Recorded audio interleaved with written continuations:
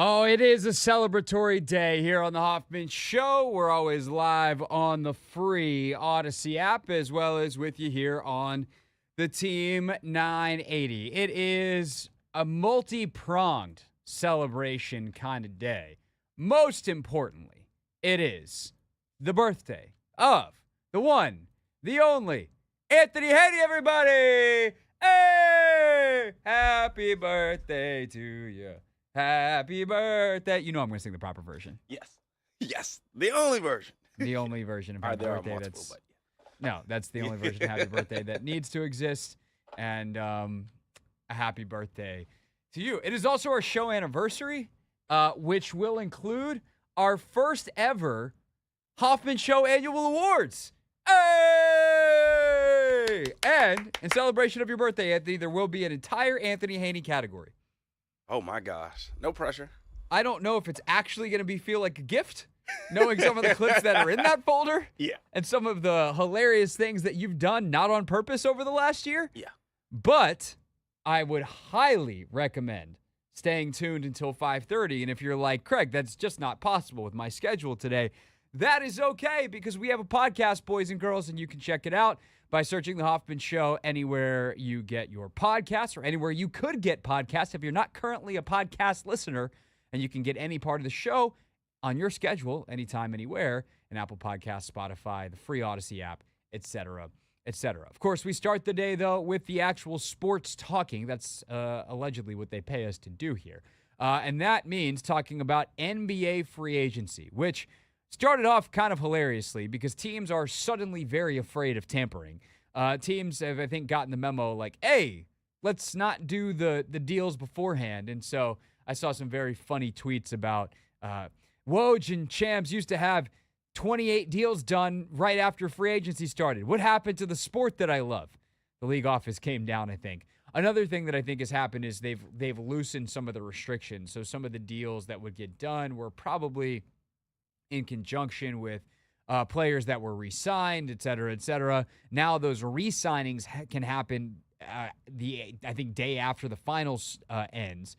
So, the game ends at 11:30 and you got free agents otherwise would be free agents re-signing with their teams at midnight if they want to. So that is something that is relevant in terms of some of the splash of, hey, this deal got done. No one's going to charge you for tampering for re-signing your own free agent.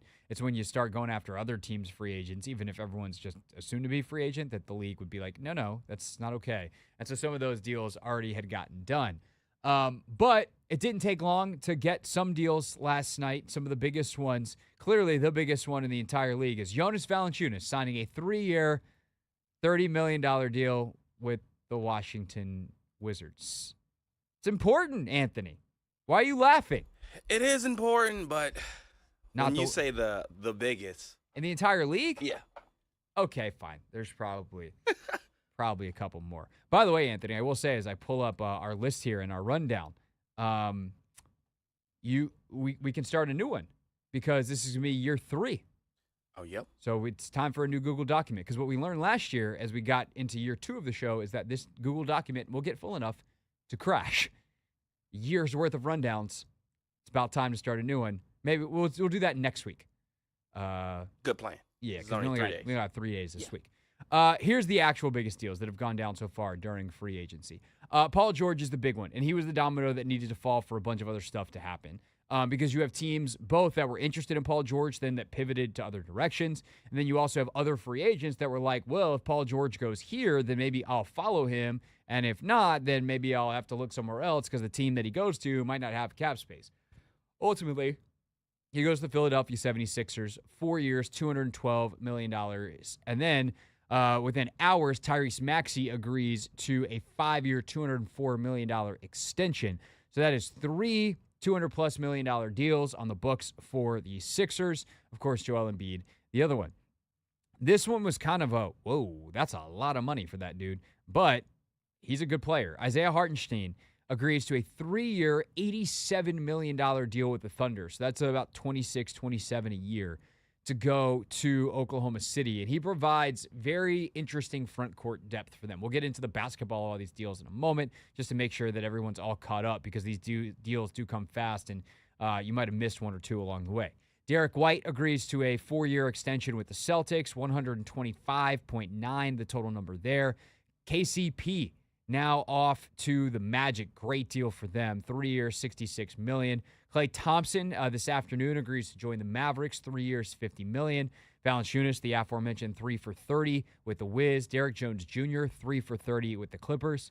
Leaving Dallas, Nick Batum headed back to L.A., 2 years, $9.6 million. And then Chris Paul was waived by the Warriors and ultimately agreed to a 1-year, $11 million deal with San Antonio to go play with Wemby. Saw an amazing stat yesterday, Anthony. I don't remember all of them, but this will be close enough to get the point. Chris Paul played and won games on Victor Wembanyama's 2nd, 4th, 6th, 9th, 16th, and 18th birthdays, I think were the numbers. And now they're teammates. You said he won games on those days? Yeah. The day that Victor Wembanyama turned 2, Chris Paul played in and won an NBA basketball game. Nice. So it sounds like Chris Paul played. He's been in the league for a long time. He played on his birthday, and when he played on his birthday, he did a lot. This wasn't like a pop quiz. No, I was trying to put this feels like an early submission for next year's Anthony Haney Clips of the Year folder. I was trying to put 2 and 2 together because the math wasn't mathing at first, but now it seems to have been mathed by me. Yeah. Okay. Should I give myself a pat on the back? Or a palm to the forehead. Just yikes. Let's try the non-math division. Which of these deals do you like the best for the player team, like the actual basketball? Which one of these matters the most to who wins the championship next year? Because ultimately that's, even though this time of year is silly season, ultimately they play for the championship. Which of these deals is most important? I think the Derek White deal, to be quite honest. The Celtics being able to, keep their core group of guys that helped win them the championship. He was set to be a free agent, and they didn't allow that to happen. So lock him up for the next, 4 years. They have their window. So I would say the Celtics, and then I think the Paul George move definitely does move the needle a lot of it. I think it does too. I think it does. There's two things, because you have to think about entrances and exits, right? For the Clippers, who did want to re-sign him, they just didn't want to give him a 4th year for whatever reason. And we should probably give a harder definition, or not a harder, but like a concrete definition for folks, and we'll do this next, of the second apron and why this is coming up. You probably heard that term if you're paying attention to NBA free agency, this new CBA kicking in with some real restrictions. And the Clippers are in their statement were like, well, we don't want to hit this second apron. And so they all offered Paul George like quite a bit of money. For whatever reason, they didn't want to go for a 4th year. And it doesn't actually really, I think, put them towards the second apron. Like that 4th year, there's nothing magic. Like a lot of other contracts will have come off the books. But for whatever reason, they didn't want to give Paul George that long of a term. And maybe this was them weaseling their way out of not actually wanting to sign Paul George, where they looked at Paul George and went, he's great. We don't know, like we think we probably got the best years out of him. We don't want to pay him this much moving forward. And we know that that's one, like if we let him go, it's one less piece we have to offload. And maybe a 4th year made him less tradable because that last year he's going to be like 37 years old. And if you're the Clippers and you think Kawhi might retire because he's old and getting older and continues to not finish seasons, and you sign Harden to a 2-year deal, like ultimately what it means in the short term though is the Clippers are off of the contender map, barring them figuring something out, because I don't think Kawhi and Harden is enough to be a top 4 team in a absolutely ridiculously loaded Western Conference. That said, what he does for Philadelphia is he elevates them to a level that I think, when healthy, it can compete with Boston. That's an interesting matchup. We can dive more into that next, because I do think you're right. White is obviously a huge deal. I think the Hartenstein deal is a big deal as well, like adding more depth, making it so that you can play Chet less at the 5. Chet Holmgren, super versatile, like did play pretty well at the 5 this year. But if you can save him some of that bruising, type of defensive pounding that you take against a select few teams, it gives you, by the way, if you're thinking about the playoffs, a big body and 6 fouls to go against Jokic. Same thing for Towns and Gobert, right? Like you've got a guy who can get out and run. He fits your style, rebounding machine, but he's also just like size, girth, and ultimately 6 fouls. And once you get deep into the playoffs, that you can trust because he's mobile enough that he's not going to get played off the floor, but can bang with a guy like Jokic and save Chet from some of that, even if you're ultimately going to need Holmgren to be that guy in the long term. Obviously, Dallas made the finals. Klay adding some shooting is great. It's something they desperately needed, and we know Klay is not scared. And I do low-key think the Chris Paul move to the Spurs is really interesting just because they could be good. And Chris Paul still last year, like his on-court plus-minus numbers were really good. The Warriors were, outscored their opponents when he was on the floor and struggled with him off it at times. And with certain lineups and his ability to kind of teach Wemby the way and the ultimate pro, I think is good. I think he and Pop together is pretty fascinating. And if it doesn't work, then you might be able to convince one more team to take a shot at him at the deadline. Someone needs a backup point guard. Do you bring in Chris Paul if the Spurs still realize, like, we're an extra year away? It's 1 year. And if he can have the kind of impact that he had in Oklahoma City, when he was there for the 1 year to kind of teach SGA the way, can have that same kind of effect on a guy like Steph Castle. And CP certainly is going to understand that's part of his job going in. I think this is a phenomenal signing that, while it may not affect the championship much in 24-25, could affect every championship for the next decade after, where teams look at, it's similar to the Bobby Wagner thing here. I think Bobby Wagner's still a better football player than Chris Paul is at this stage, basketball player. But gold jacket / Hall of Fame type of guy that comes in, and years from now, when the foundation has long been laid and you built something spectacular on top of it, the people in the building know that person was really essential to the foundation. It's the Hoffman Show. We're on the Team 980. We're always live as well on the free Odyssey app. So why do you keep hearing so much about this second apron? What is it? What about this new CBA is making teams like the Clippers, owned by the richest owner in the NBA, be like, we don't want to pay that money? The Warriors be like, we don't want to pay that money to Klay Thompson. Explain it to you next here on the Team 980.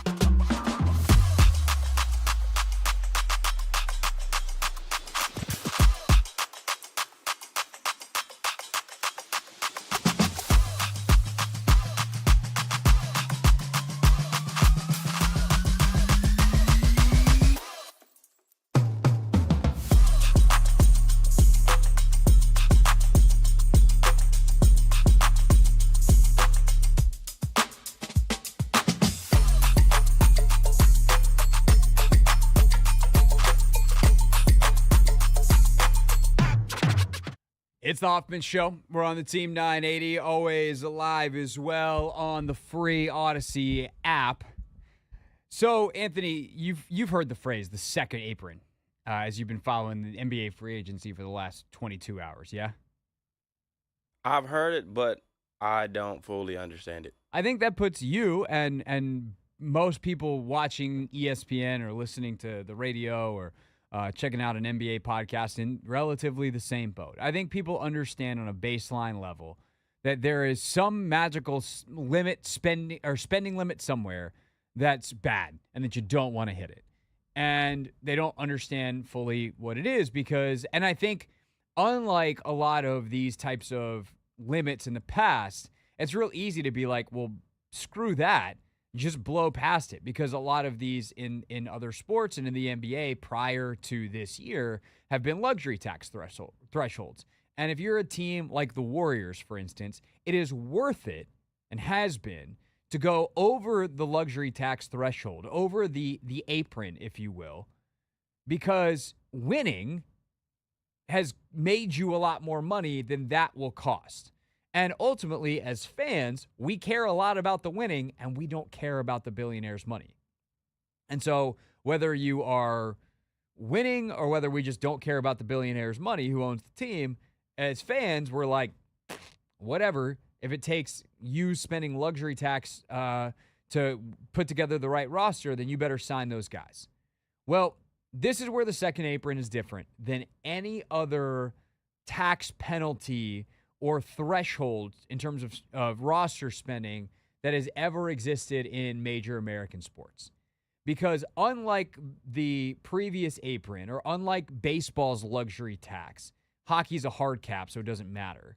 And the NFL is essentially a hard cap as well. You can't be over the salary cap at the start of the league year. Otherwise, they're like draft. I guess in this way, it's the same, right? There's draft compensation, but there's no apron. It's just like the limit, the cap. The second apron serves as a quasi hard cap where if you are over, like again, in hockey, it's like literally not allowed. You have to cut someone. And in the NFL, it's the same thing. You can't go over. You get penalized, I believe, and you have to cut someone.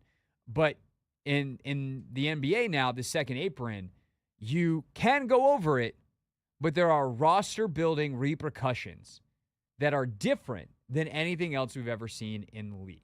So I will lean on Jake Fisher at Yahoo Sports here in his article on this. Beginning this is what Jake writes about the previous, just to kind of underscore and put some numbers behind what I was just talking about. Beginning with the 2011 CBA, the league only had a single tax apron, a limit to how far teams could spend above the salary cap and luxury tax line without having to pay added penalties that brought other restrictions as well. The second apron is a new additional threshold slated at roughly $11 million above the first apron for 24-25, which is, hit a wrong button, which will handicap team decision makers more than ever before. Previously, a tax team meant clubs were charged an additional dollar per dollar over the limit. So in other words, if you went over the luxury tax line by $100,000, you had to pay an additional $100,000 in penalties to the league into what's called BRI, the basketball-related income pool. That all gets split up in the revenue sharing, blah, blah, blah, blah, blah. And then in proportion with subsequent tax brackets, then forced to sacrifice access to the mid-level exception. So that's, teams that are over the salary cap have certain contract exceptions they can use. You go over the certain line, you give that up. So there were, again, minor restrictions on team building. But the second apron becomes an actual salary threshold for front offices to consider with varying punitive limitations for teams to consider. So some of those include salary matching in trades. So always you've had to kind of stay within certain barometers for NBA trades. And this could get really complicated. So I'm just going to simply put, most trades had to be within 15% salary in, salary out. The exceptions to that were if a team that was taking on salary had salary cap space, you could do that. But anybody who's played NBA 2K knows that there's certain rules on trades that the salaries have to match to a certain extent. Well, now, if you're over the second apron, you cannot trade anybody outside of for someone who exactly 100% matches dollar for dollar in a trade. So if I have a 60, or let's not use that big of a number. Let's say I have a $20 million player and I want to trade him for a $19 million player. Can't do it. If I'm below the second apron, no problem. It's within the range. $20 million for $20 million. That's it. Certainly can't take on salary. Then this is the really fun one. Second apron teams won't be able to trade their first round pick 7 years into the future. So if you're in the second apron by season's end of 24-25, you'll automatically have your 2032 first round pick frozen and unable to be dealt. That might seem like a way off draft asset, but those picks are valuable for contending teams that have already emptied much of their war chest. The Bucks, for instance, set their 2030 pick to the Portland Trailblazers as part of their September 23 blockbuster to acquire Damian Lillard. And if the team remains in the second apron for 2 of the 4 following seasons, its first-round pick 7 years out won't just be frozen. It'll automatically be moved to the end of the first round. So it becomes the 30th pick in that draft. So if you're a team like, for instance, the Clippers, perhaps, this is where the salary cap second apron thing comes in with Paul George, where if you think that you might make some moves down the line that push you into that second apron for 1 year, but you're okay with whatever the penalties are, you lock in your pick, it's frozen for a time being to not be able to be traded, fine. But we definitely don't want to have it then be also at the end of the first round, where we know if we're terrible in 7 years, if all of our plans go awry, and or if we're doing well, we want to trade it, who's going to want a pick that's automatically at the end of the round? If you get out of the second apron and all of a sudden you can move that pick, that's really bad. And so those restrictions are why teams are terrified of this second apron, and especially being multiple years in it. And good. Like, the whole reason that all these rules and restrictions exist, as complicated as they are, and I think as much as it does hurt the transaction market in terms of the ability for fans to follow it, which is a big part of the sport and the popularity of it, the whole reason they exist is competitive balance, so that the big markets can't just swallow up stars. And for years, they've just done it anyway because they're willing to pay the tax. They're willing to pay the amount of money it takes to do those things. Now, you literally can't. You're out of space. And if you do, your high wire act is like you're walking across New York City from a string that is, you're doing a David Blaine trick or whatever the dude is who walks across cities on barbed wire, or maybe not barbed wire. That probably would be really terrible. The really thin wire. You know what I mean. That guy. And if you fall, you fall. Like you're toast. So these restrictions are new. They are working exactly as intended, because this is the first time I can ever remember any of the new CBAs kicking in and the big market teams, the teams with the stars, going, yeah, we're good. We just have to make tough decisions. And I think it is complicated, though, because this is the second apron is the thing, as much as anything else, that breaks up the Warriors. Like, I don't like that this new rule is making the Warriors split up Klay, Draymond, and Steph. Those guys should have been able to retire as Warriors and play out their entire careers together. That's a great sports story. And when you draft well, you shouldn't be punished years later because you did too good of a job. But that's the reality, is the league would like to see more parity. And some of these rules that have been implemented over the last decade, the previous iteration, have worked. Like, the parity in the Western Conference is insane. The talent depth is wild. But I think especially as the NBA eyes expansion in the next decade, perhaps, the need to spread the talent even more around is going to become even greater. And these rules set up to do that in a very clearly effective way until at least all the GMs figure out the loopholes, which inevitably happens, and then they'll plug them next time around. It's the Hoffman Show. We're on the Team 980. We're always live as well on the free Odyssey app. Wizards did make a move. We'll talk about Jonas Valuncianus next, as well as let you know a little bit more about some of the Wizards draft picks as they were introduced over the weekend. We can hear from Kaishan George. We can hear from Alex Sarr. We can hear from Bub Carrington. That is all next here on your home for Wizards basketball, the Team 980.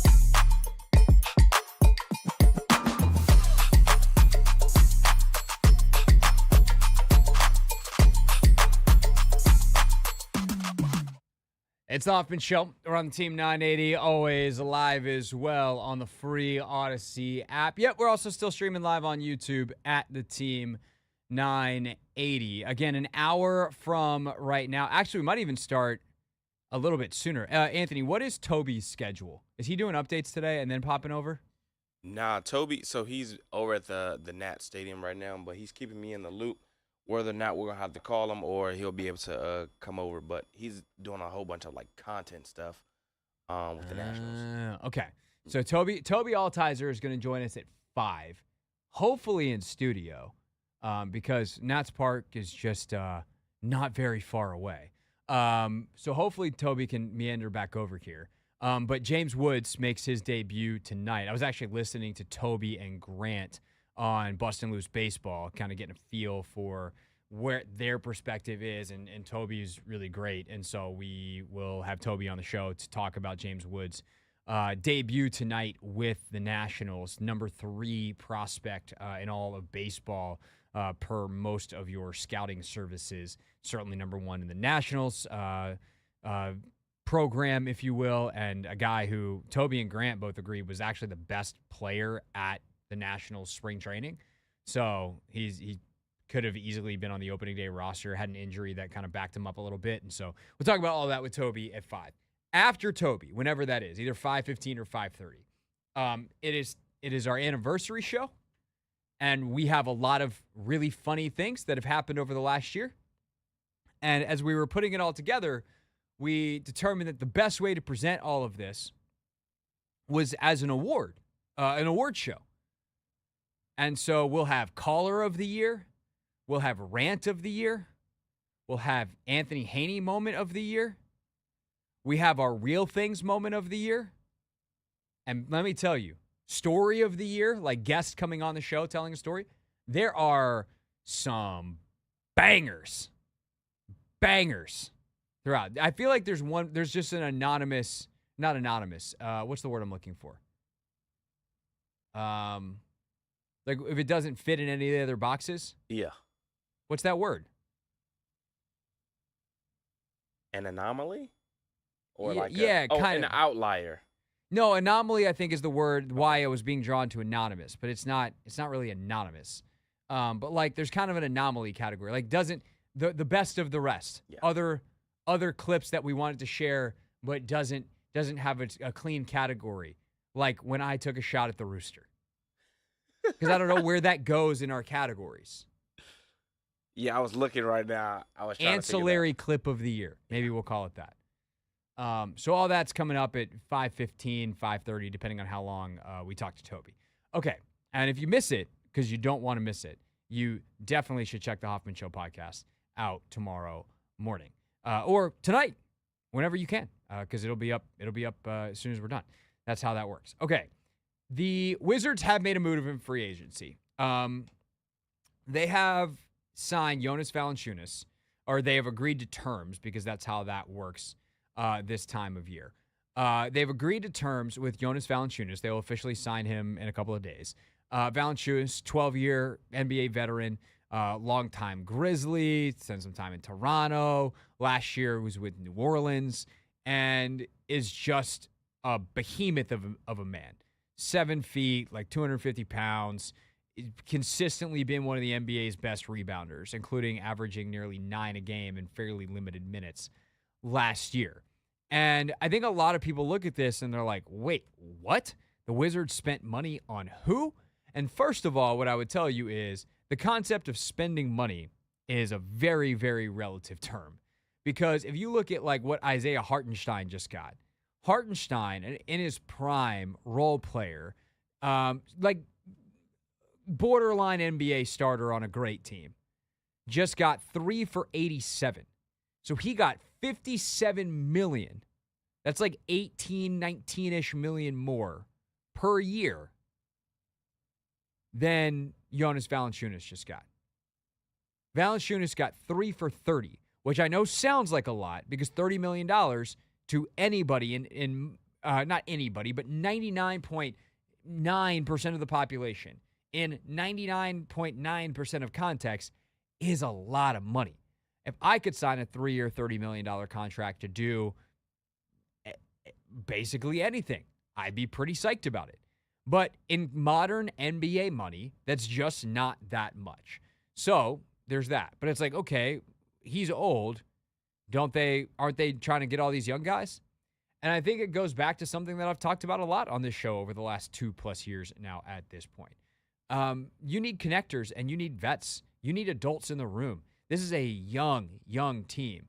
And I think at times last year and at times the last couple of years, they've really struggled by not having the adults in the room.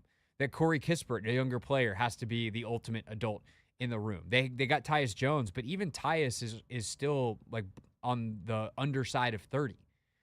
To have someone who is in his 30s, bona fide, like NBA vet, knows where all the bodies are buried, dirty work kind of player, but like still good, will set a proper tone in practice and in games. He is a great addition in that realm, to just be another adult in a room full of, and I mean this sincerely, kids. Like Koulibaly, George, Carrington, Sarr, they're kids. They're 19, now 20 years old, I believe, in Koulibaly's case. His birthday's coming up. Like, we are talking about guys that are very, very young. And can't vote. Or couldn't vote a year ago. Can't buy beverages. Like, that's how young we're talking. Actually, I don't know the French election rules. Can you vote when you're 18 in France? That I don't know. I don't know. They got an election disaster going on over there, by the way. Not good. But this isn't the French politics show. Point is, getting a guy like Valančiūnas is good for the room. But I think this is the underrated part of it. He's also good for the on-the-floor product. There are going to be points this year where Alex Sarr plays a lot of 5. He plays a lot of center. And there's going to be some games where you don't want him playing a lick. I don't want him guarding Joel Embiid this year. He's not big enough. He's 7 foot, 224 pounds. That is not thick. Anthony, you were actually right next to Alex Sarr this weekend at the Mystics game. I was indeed. How would you describe Alex Sarr? It's a little slim, tall.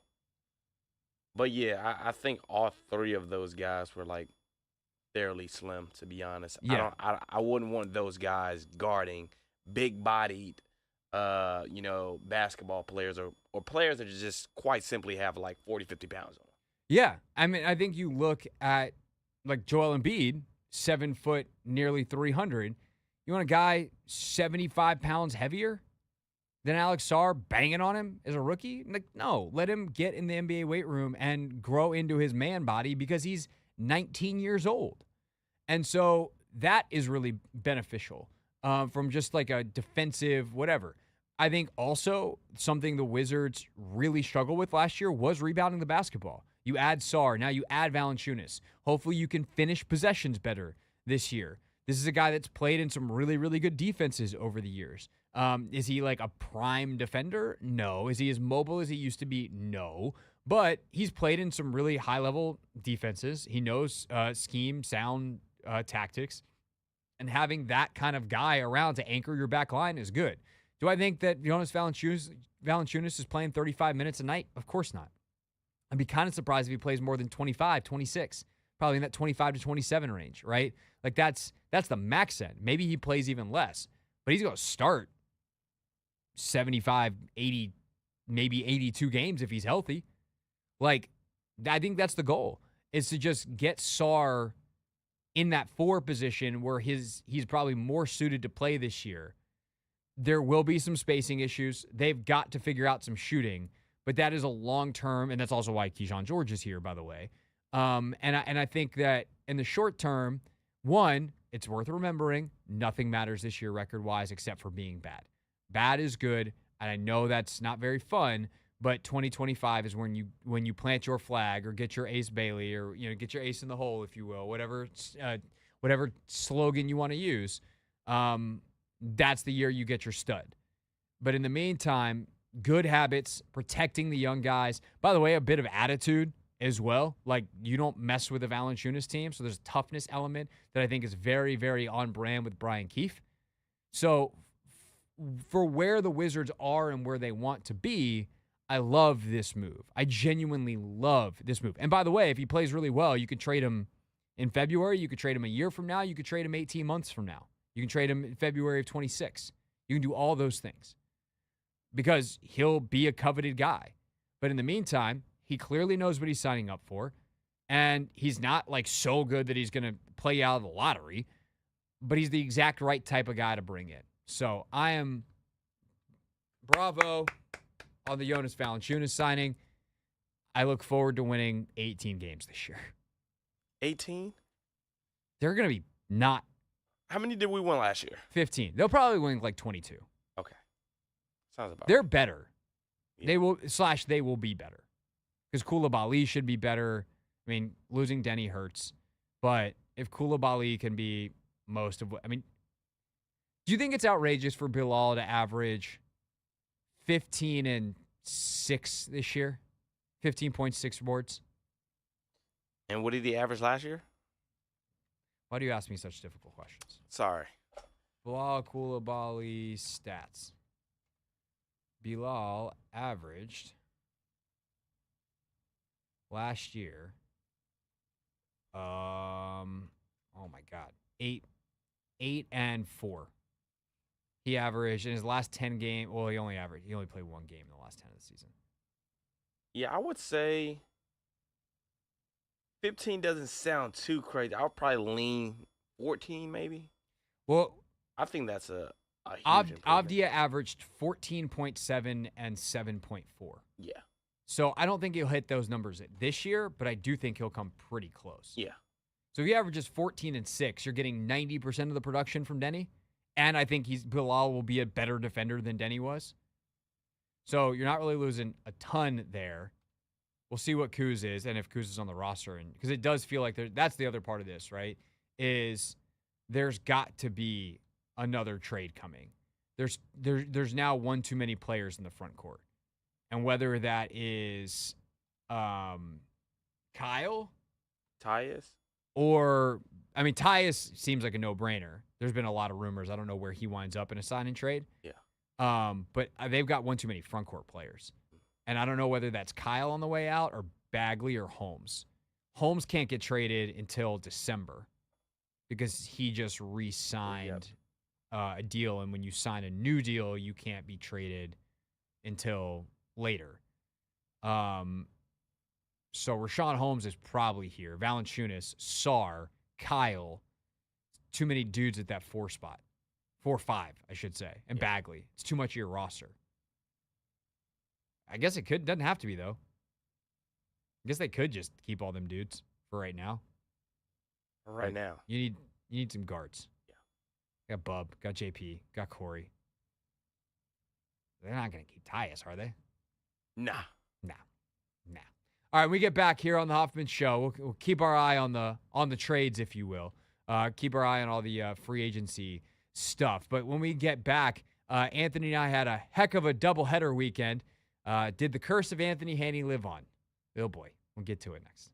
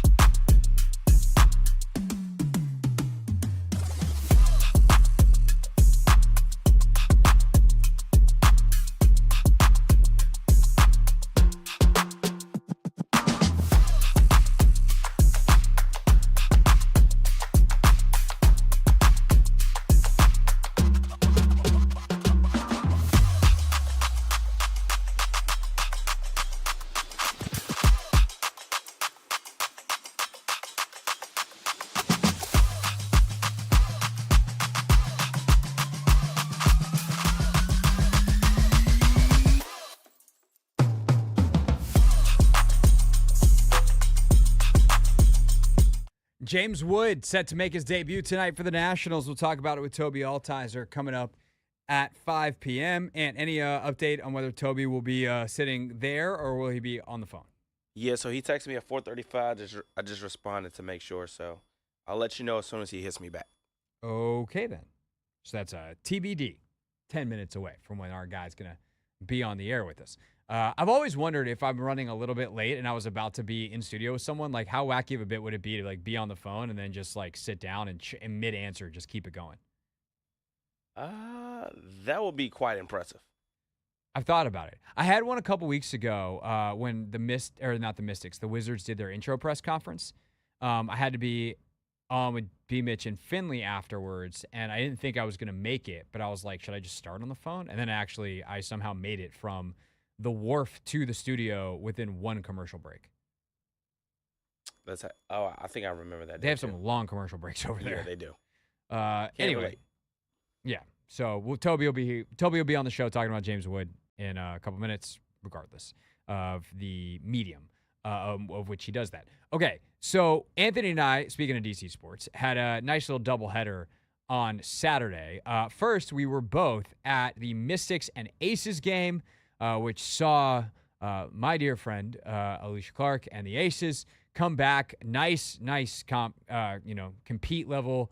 Great game plan from Eric Tebow from the Mystics, but ultimately, like the Mystics signed someone to a hardship contract like the day before. They are, ouch, down the horses. Aaliyah Edwards came back, looked great, but was clearly on a minutes restriction. So they just didn't have the firepower, even though they did a phenomenal job on Asia Wilson, ended a very long streak of hers scoring over 20 points a game. She had no points in the first half, scored 11, I believe, with some free throws late in the second. But heck of a game from Tiffany Hayes, fresh out of retirement. Jackie Young was unbelievable. She kept them afloat in the first half, and then Kelsey Plum was able to get going a little bit in the second as well. Nice assist night. And really, Eric Tebow deserves a ton of credit. I was talking to Alicia about this after the game, and I don't think she'll mind me sharing. Like, Eric does a great job of figuring out what the other team does really well, a.k.a. get the ball to Asia Wilson, watch Asia Wilson be great, and shutting that down. And they did a really, really great job. Steph Dolson was phenomenal, just on fire in the first half. And Anthony, you had a front row seat, I guess not technically, a second row seat if you want to get technical for all of it. How was the view from down where you were? The view was great. Great is an understatement because I just couldn't think of a better word right now. But yeah, there weren't people sitting in front of me for the first half of the game, so I basically was front row, and it was crazy. I was sitting next to Becky Hammond, so I got to hear what they said, and I was listening to the bench as well. I was starstruck, to be honest, because I've never been this close to a huddle, to anything when it comes to the professional level. And then I had my dad there. Got to meet Big Tony, which is great. Yup. And he was in there, snapping photos of Becky in the huddle. And I had to ask the security guard whether or not he could do this. I didn't want us getting kicked out or anything. But they said we could take photos. So he was sneaking his photos left and right, and he got some good flicks, man. That's awesome. Good time for sure. Chelsea Gray, I don't know if you mentioned her. I did not. My God. Man. What? Look, I've watched a lot of Aces games, obviously. And I've seen Chelsea play quite a bit with some of the passes she does. She had 5 of them. Man. It was more than one a quarter on Saturday that were just some of the, she might have thrown the 5 best passes I've ever seen in person. Just the way she sees around and the path for the ball to go around defenders on back cuts. She had the one late where she drove and then just literally threw the ball Rucker style over her head with 2 hands. Yeah. Hit Kelsey Plum in the pocket for a 3 that I think she missed. But still, that pass is insane. And not to mention, I think what gets underrated sometimes because Chelsea's such a great passer and the point guard and all that is she also had some monster buckets. Timely, and, man. Yeah, oh timely, goodness. Clutch, late shot clock, her ability to get shots off that are tough, contested mid-range, and just drop them in, teardrop down. Insane. She was unbelievable. And it's no joke that, the stats show when she's out there, they're the best team in the league. Yeah. They're outscored. She's played like 50 minutes this year, and I think they're outscoring teams by 60-plus points in those 50 minutes. It's something like that. It might even be less minutes, but it's wild how good they've been. Then Anthony, so the Mystics fall, tough battle, tough week, or really tough week, tough weekend. Now they're on the road. They're in Los Angeles, and they're back to Vegas. They have Minnesota, and then ultimately they're not home again until they actually take Vegas on again, back-to-back home games against Vegas.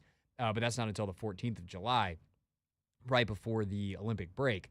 All those games coming up will be right here on the Team 980, including, I believe, the game against Indiana next week from Indianapolis against the Fever. But then we went to Audi Field, and the Spirit did not have a very good night. It was also a close game because soccer sometimes be like that. But just one of the worst performances for the Spirit all season, including a bizarro goal from Ashley Sanchez, speaking of good friends in town. Former Washington Spirit player, someone I knew quite well from her time with the club. She was drafted the year that I worked for the Spirit. So she was always kind of like my rookie. Big fan of Ash. The player and the person was really, really sad when she got traded, even if it's worked out from a sporting sense with Croy Bethune being ridiculous and Hal Hirschfeld being ridiculous. The players that were ultimately, the tough moves that were made, those are the players that came. So what are you going to do? But Ash just rockets one in the general direction of the goal. And if Aubrey Kingsbury had just let it go, it probably flies out of bounds. Instead, it's kind of right at her. She's like, I'll save it. Hits off her hands, deflects into the goal. Wacky bit. And that's how they lose. They lose 1-0. So, Anthony, I have bad news for you. I'm not pushing the decision to someone else this time.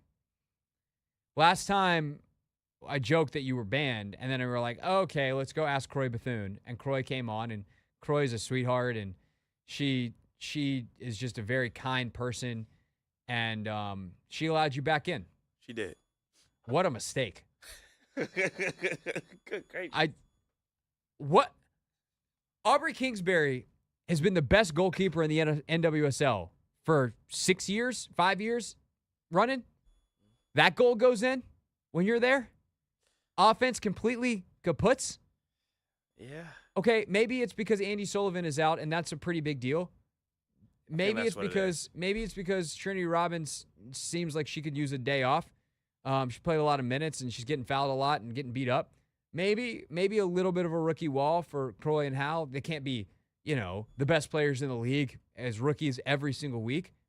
Or it could just be that you were there.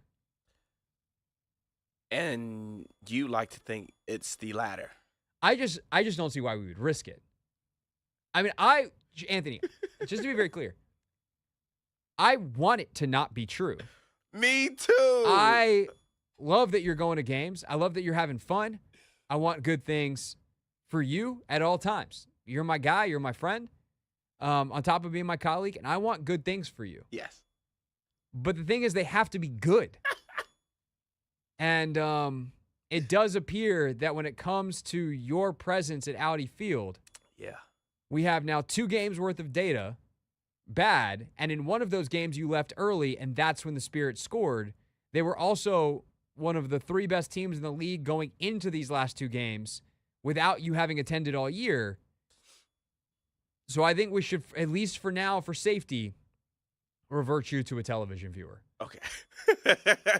That was said so nicely. A television viewer. You're banned from the grounds. We'll see. There is the Olympic break coming up. Maybe that can reset the juju. I hope so. Maybe. There is, the next game they play at Audi Field is a friendly. It's against Arsenal. Okay. Maybe we test it out in the friendlies. And if they play well in the friendly, maybe you can come back. There it is then. All right. All right. Because that's what friendlies are for. I should have just committed to it. I should have just committed to the bit. It's the Hoffman Show. We're on the Team 980. We're always live as well on the free Odyssey app. That Odyssey app is where you can listen to Bustin' Loose Baseball with Grant Paulson and Tobi Altizer, or you can just keep listening because Tobi is going to join us to talk about James Wood's debut tonight at Nats Park. Next.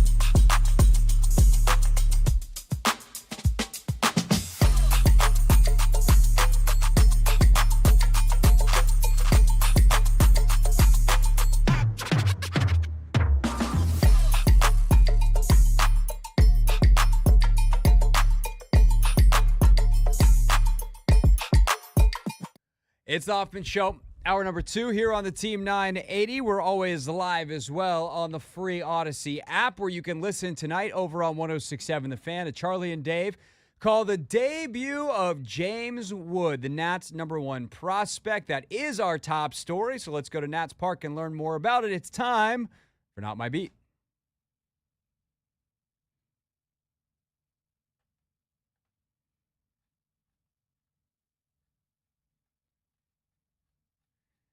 There is Nats Park, and there is where we find Tobi Altizer, our own here at the Team 980 and 106.7 The Fan, host of Bustin' Loose Baseball. And I got to say, Tobi, I was looking forward to sitting across and having a conversation with you. What amazing content piece meant that you couldn't be in studio with us? What have you been working on over there?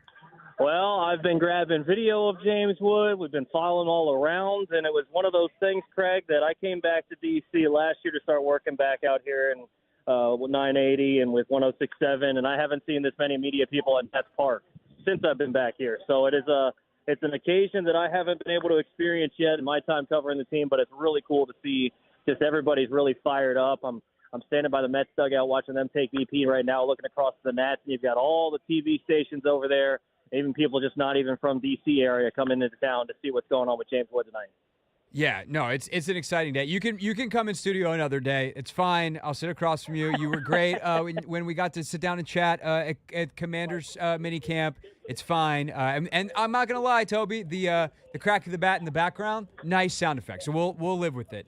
Absolutely. So to the point you just made, though, this is the most people you've seen out there. The Nats have been in rebuild mode for a couple of years now. Is this the biggest day for the National? Like, fill in the blank, I guess. This is the biggest day for the Washington Nationals organization since blank.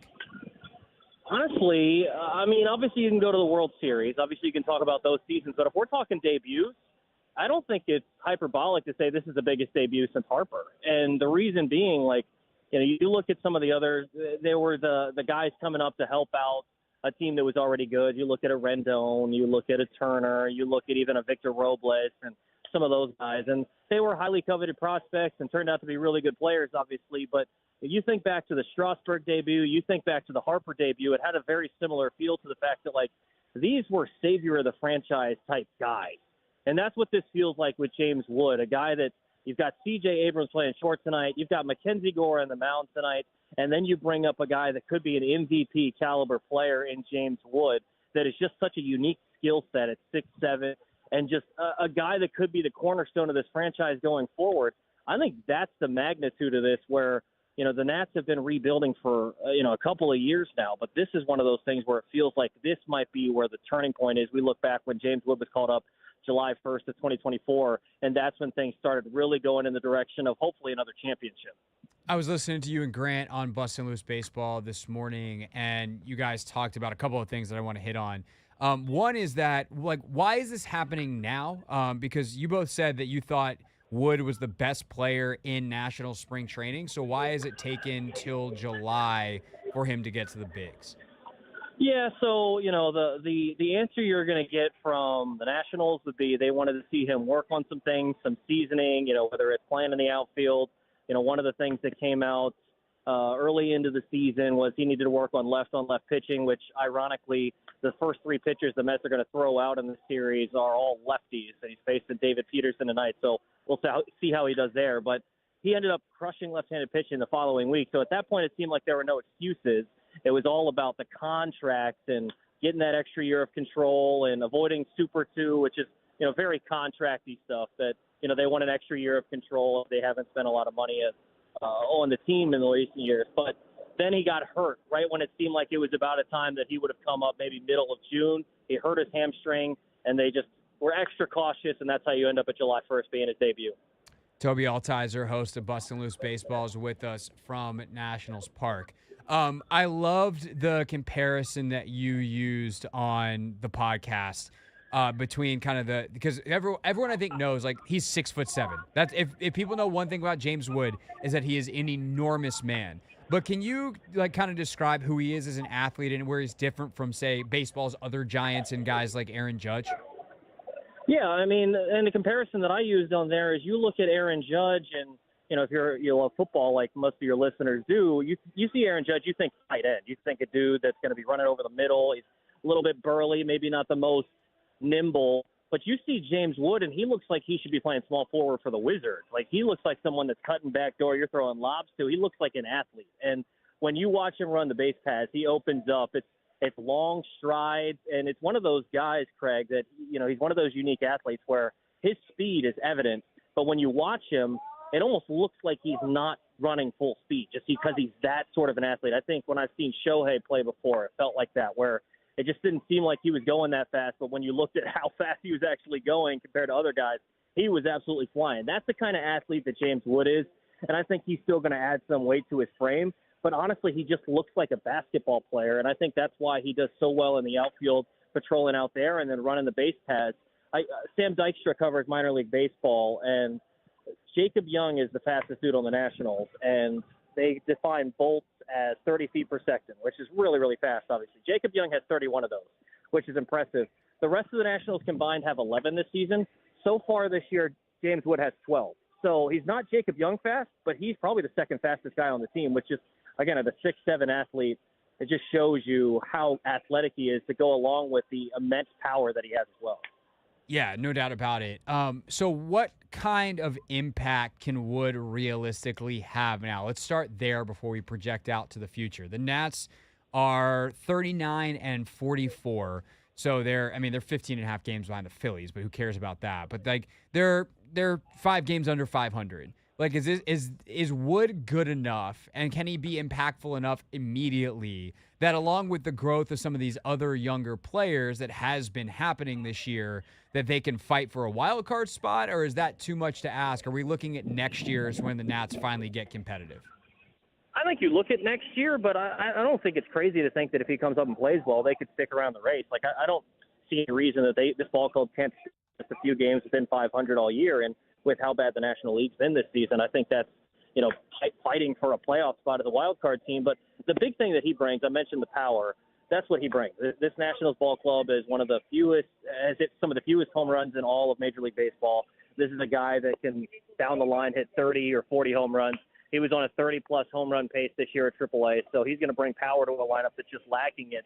And in modern baseball, where pitching's harder to hit than ever, where they're throwing 97, 98 with a wicked curve and all the nasty stuff that it is, it's hard to string hits together. And that's really how the Nationals have had to score runs. That's why they steal a lot of bags. That's why they play small balls. That's why they have to do all that, because they just lack a long ball. The easiest way to get on the board, Craig, is just hit one over the fence, and they just don't have a bunch of guys that can do that. James Wood can provide that. So, it's a loaded question, too, because, I hope he comes up and plays well. But you look up the road in Baltimore, Jackson Holliday was a highly coveted prospect, and there was all the hype following him. He started 2 for 34. So, it's one of those things. It wouldn't be surprising, too, if he came up and struggled, because Ken Rosenthal of The Athletic wrote a fantastic piece earlier this year detailing that the jump from AAA to the majors is bigger than ever in terms of facing pitching. So it's something to watch, but I think there is real excitement about James Wood coming up, and I think he can make enough of an impact to at least stay in contention. And shocking turn of events, Major League Baseball, harder than AAA. Tobi Altizer is with us here on the Hoffman Show. So with that, though, it's funny when I was listening to you guys this morning. Again, Tobi's the host, if you don't know, Bustin' Loose Baseball. I will use it. I will do this to you only once this time, Tobi. The Take Command of the Nationals. Our Odyssey baseball podcast here with 106.7 The Fan and the Team 980. And you can definitely worth checking out on the Odyssey app if you want to check it out, or wherever it is that you listen to your podcast. But listening to you and Grant talk about that this is the biggest one since Harper, and I was like, wait, didn't they skip over Soto? And I kind of forgot, because I'm not like a baseball diehard like you guys are, that Soto was a guy that was unheralded coming up, but it became very apparent very quickly, like, oh, this guy's good, and he's good right now. Realistically, when you look at Wood of somewhere between Soto and Jackson Holliday, like, what's your best guess on how good he can be right now, and then how long it takes for him to be at the peak of his powers, which presumably is years down the line? Yeah, that's a tough one, because Soto was such an advanced hitter. Like, he's a kid that was coming up as a 19-year-old that looked like a 10-year vet at the plate, and is disciplined. I don't think Wood has that, but I think he also has more raw power than what Soto would have had when he came up.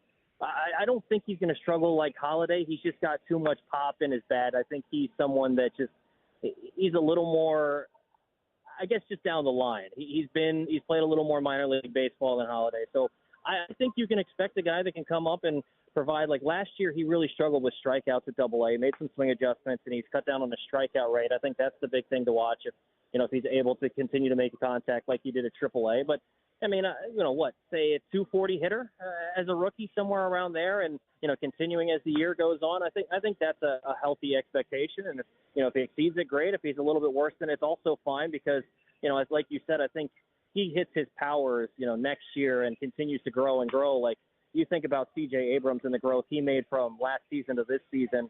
Like I think those guys are going to continue to grow. Like we haven't even seen the prime of C.J. yet. We haven't seen the prime of Gore yet. So it's one of those things you build on it year over year. So I don't know exactly when he hits the peak of his powers, but I wouldn't be surprised if he plays well enough, like you said earlier, that he can at least keep these guys in it. Yeah, of course, Wood and Soto are tied because Wood was the biggest prospect in that trade that when the Nats sent Juan Soto out to San Diego.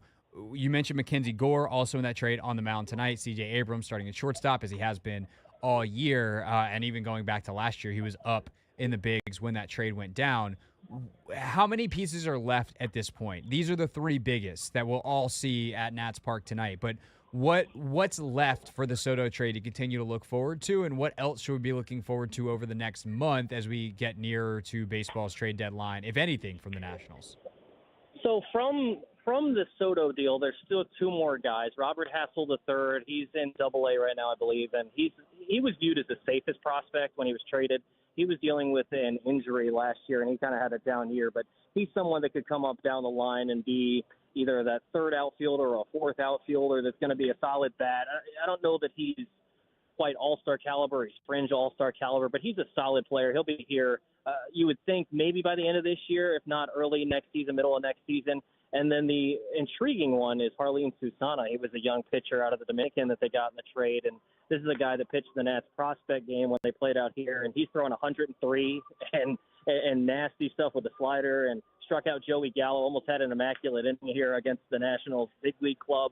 Like, he's been really impressive this year over his last 5 starts. He started the year kind of bad. His ERA still is over 5, I believe, but over his last 5 starts, he's been fantastic. So he's someone to keep an eye on, but James Wood, and the reason this is so significant is we talk about Irvin, we talk about Parker, we talk about all these Nationals guys coming up, and they've been nice surprises. They've been good. But when it comes to the elite prospects that are going to be the building blocks of this franchise, C.J. Abrams had already been in the bigs with San Diego, so when he came over, he stayed in the bigs. Same thing with Gore. Wood's the first one that wasn't in the big leagues. He comes up. Next, it's Dylan Cruz. Next, it's Brady House. And that's your next building block franchise cornerstone guys. And so Wood's the first one of that ilk to come up, and that's why it's so significant. And this could be that turning point for hopefully, like I said, a next championship run for the Nats. For House and Cruz, how far away are we? I think most people have definitely heard of Cruz, the number in the year where every Washington team seemingly had a number 2 pick. He was the Nationals. Yeah. House, previous to that. So how far away are we for those two and all these young guys being on the field together? Assuming that Cruz continues to play the way that he has, I would not be surprised at all if we see him in September or maybe just slightly earlier than that. If not, we're talking May, June of next year. But I would think that Cruz is early this year. I think House has a little bit longer, but I still think we're talking middle of next season. And both of those guys, House brings some real big power at third base. Cruz can do a little bit of everything. He's almost like a master of none, but jack of all trades, good at everything. And he's actually really, really fast. I saw someone talking about that as well. So he's going to be the center fielder of the future. House is the third baseman of the future. So, those guys coming down the line, I would think we'll see both of them by the middle of next season, but we'll see Cruz before House. All right, last thing for Tobi Altizer here, host of Bustin' Loose Baseball, our Odyssey Sports Baseball podcast. He does with Grant Paulson. Really, really good stuff on James Wood. If you want more, definitely check out the episode. And obviously, if you're a Nats fan, you probably already know it exists. And if not, you're welcome. But you should listen as often as they put out shows. The thing that always, I think, struck me about Soto and Harper is their star power. Obviously, they're both tremendous MVP caliber baseball players, multi-tooled, the whole deal. But they also were dynamic people that cause people to care about baseball in a way that's hard in modern times when baseball is not the America's pastimes, most popular sport. that it was for decades and decades in this country. What do we know about James Wood, the guy, and kind of the personality? And does he have any, obviously his game is incredibly dynamic, but like, what about the dude? Yeah, that's where it gets interesting, Craig, because you mentioned Harper, and Harper's obviously very dynamic, a guy that's very boisterous and just, outgoing and willing to, stir up a little bit here and there. And he's one of those guys that's easy to get behind in that sense. And then you look at Soto, and he's the fun-loving guy. Like, I came over last year when he returned with San Diego for one of the first times since he come back. I think maybe the second or third series he'd come back, and he's chatting it up with all of his former teammates. And he was clearly like a clubhouse, like the cheerful guy. Whereas when you look at James Wood, he's a very quiet guy. He's someone that's not super outgoing. Like when we're talking to him before the game today, he's not giving you, 3-minute answers every time you ask him something. He's very soft-spoken. So I'm intrigued to see how he does in that sense. And CJ's grown in his leadership, so maybe he'll kind of fall in some of how CJ has, because CJ's kind of a soft-spoken guy as well. But I'm interested to see how that is, Craig. I don't have a big answer on that because he is very quiet. And so even when we've had chances to talk to him, even in just passing, it's nothing where it's a long, drawn-out conversation. So I'm interested to see how he does. But the other part about it is the Nats clubhouse as a whole is just a bunch of really good guys. And so I think he's going to fit in really well with the clubhouse. But I don't know how dynamic of a personality he is going to be for the fans. Interesting, because that was one of the things that I think made that 2019 team so fun is you had a guy like Soto. And, Soto was so fun. He covered for Anthony Rendon, which, if you know, you know. Tobi Altizer with us from Nats Park. Tobi, enjoy the night, James Wood night there at the ballpark, and we'll talk to you soon about how it's all going. Yeah, I'll drop by the studio sometime down the line, Craig. Yeah, just, not over the phone. Although, the pop of the bat, that's at least you could do it where that's in the background. Absolutely, Craig. All right, see you, buddy. That is Tobi Altizer with us, boys and girls. Tobi, again, the host of Bustin' Loose Baseball. They'll have full reaction to Woods night. They have a great preview if you are headed to the game and want to get a little bit more baseball in. And if you tuned in late and you're like, hey, I would like to know more, I just tuned in late, then the Rewind feature on the Odyssey app is your friend, or the podcast. You search The Hoffman Show wherever you get your podcasts, including in the free Odyssey app, and we are on demand for you anytime, anywhere. That's been true since day one of this show. And, it's been whatever 365 times 2 days of this show is. 700 and something. Maybe it's definitely not 800 because it's 365 is less than 4. Math has never been this show's strong suit. But what has been is being entertaining on accident. And that is going to be highlighted next in our first ever Hoffman Show Annual Awards. It's our anniversary show. Some of the best of the last year over the next half hour here on the Team 980.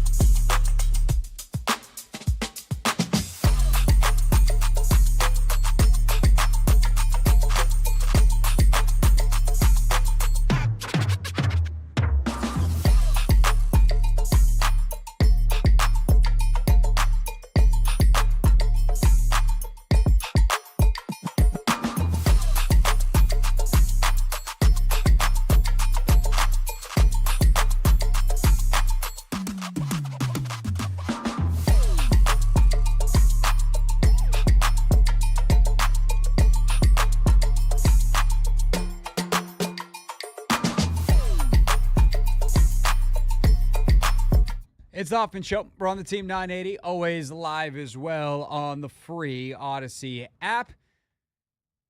Streaming live on YouTube as well at the Team 980. So today is when we are celebrating our second anniversary as a show, the start of our third year, if you will. That's kind of how second anniversaries work. We've completed 2 years. I don't know why I felt the need to explain that. Me inexplicably explaining things is, I guess, a hallmark of the show. But today, on top of being Anthony Haney's birthday, everybody, yay! Happy birthday to you. Happy birthday. I gotta come in with one of those. You should. I'll say for the last segment of the day. Yeah, I did laugh on Friday when you played Rebecca Black's Friday, as you always do. Sometimes we have show bits that I know that there are thousands and thousands and thousands of people listening, but it's different when someone is either on hold on the phone and we do something really dumb that's like an inside joke with the show, or God forbid, I'm staring them in the face. And when Alicia Clark, 3-time WNBA champion, is sitting next to you, and it's like, hey, welcome to the show. It's Friday. And I'm just like, oh.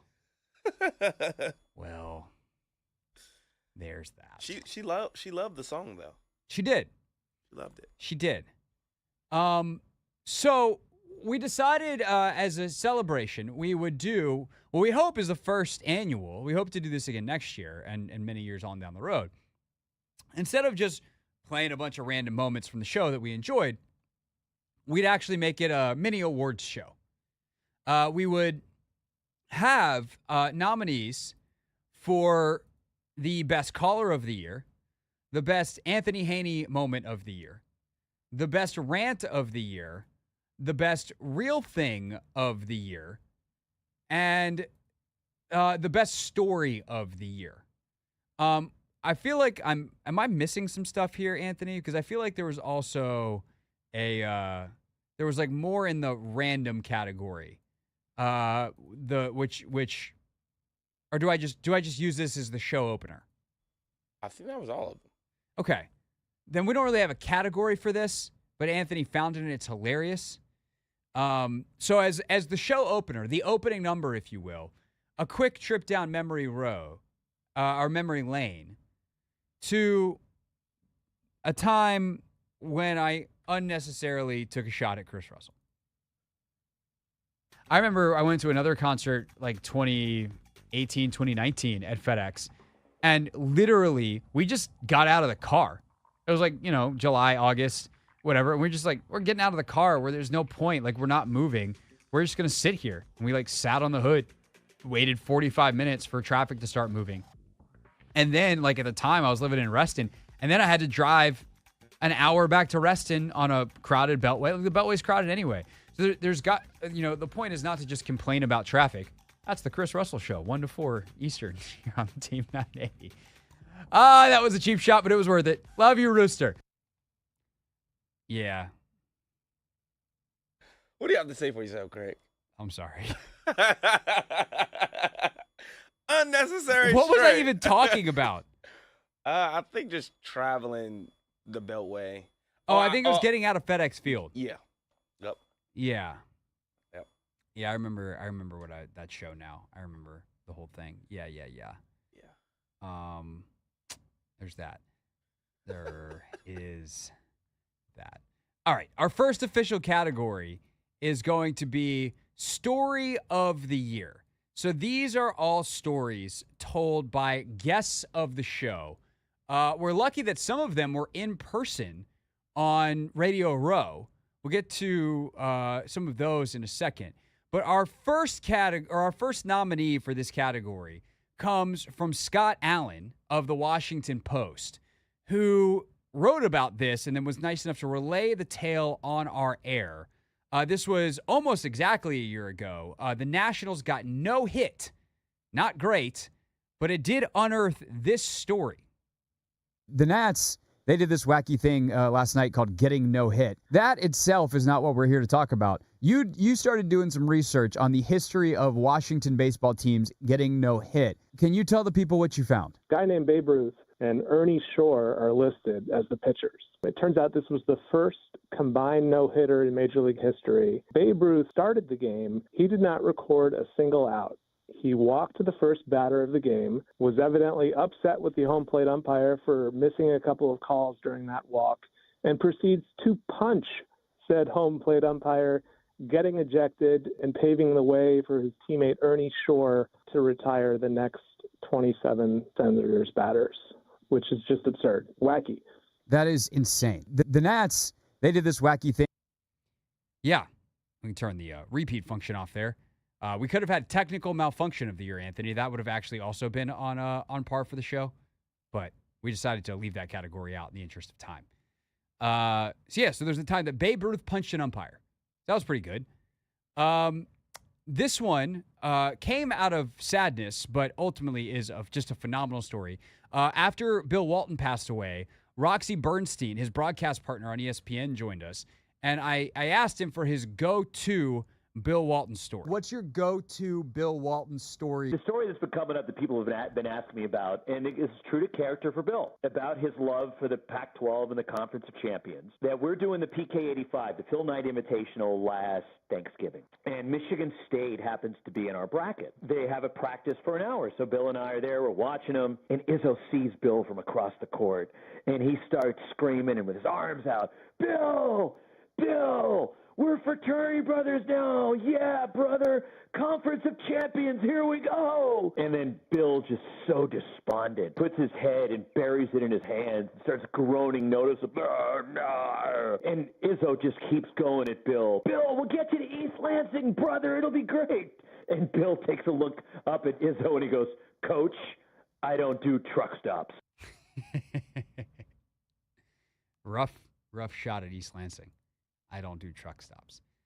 Super Bowl Radio Row gave us a couple of other nominees. One, I struggle with what category to put this in, Anthony, because this could have kind of been Real Things of the Year, because Real Things was inspired by Kevin Harlan, which is something that as a show, we had been striving to tell Kevin Harlan.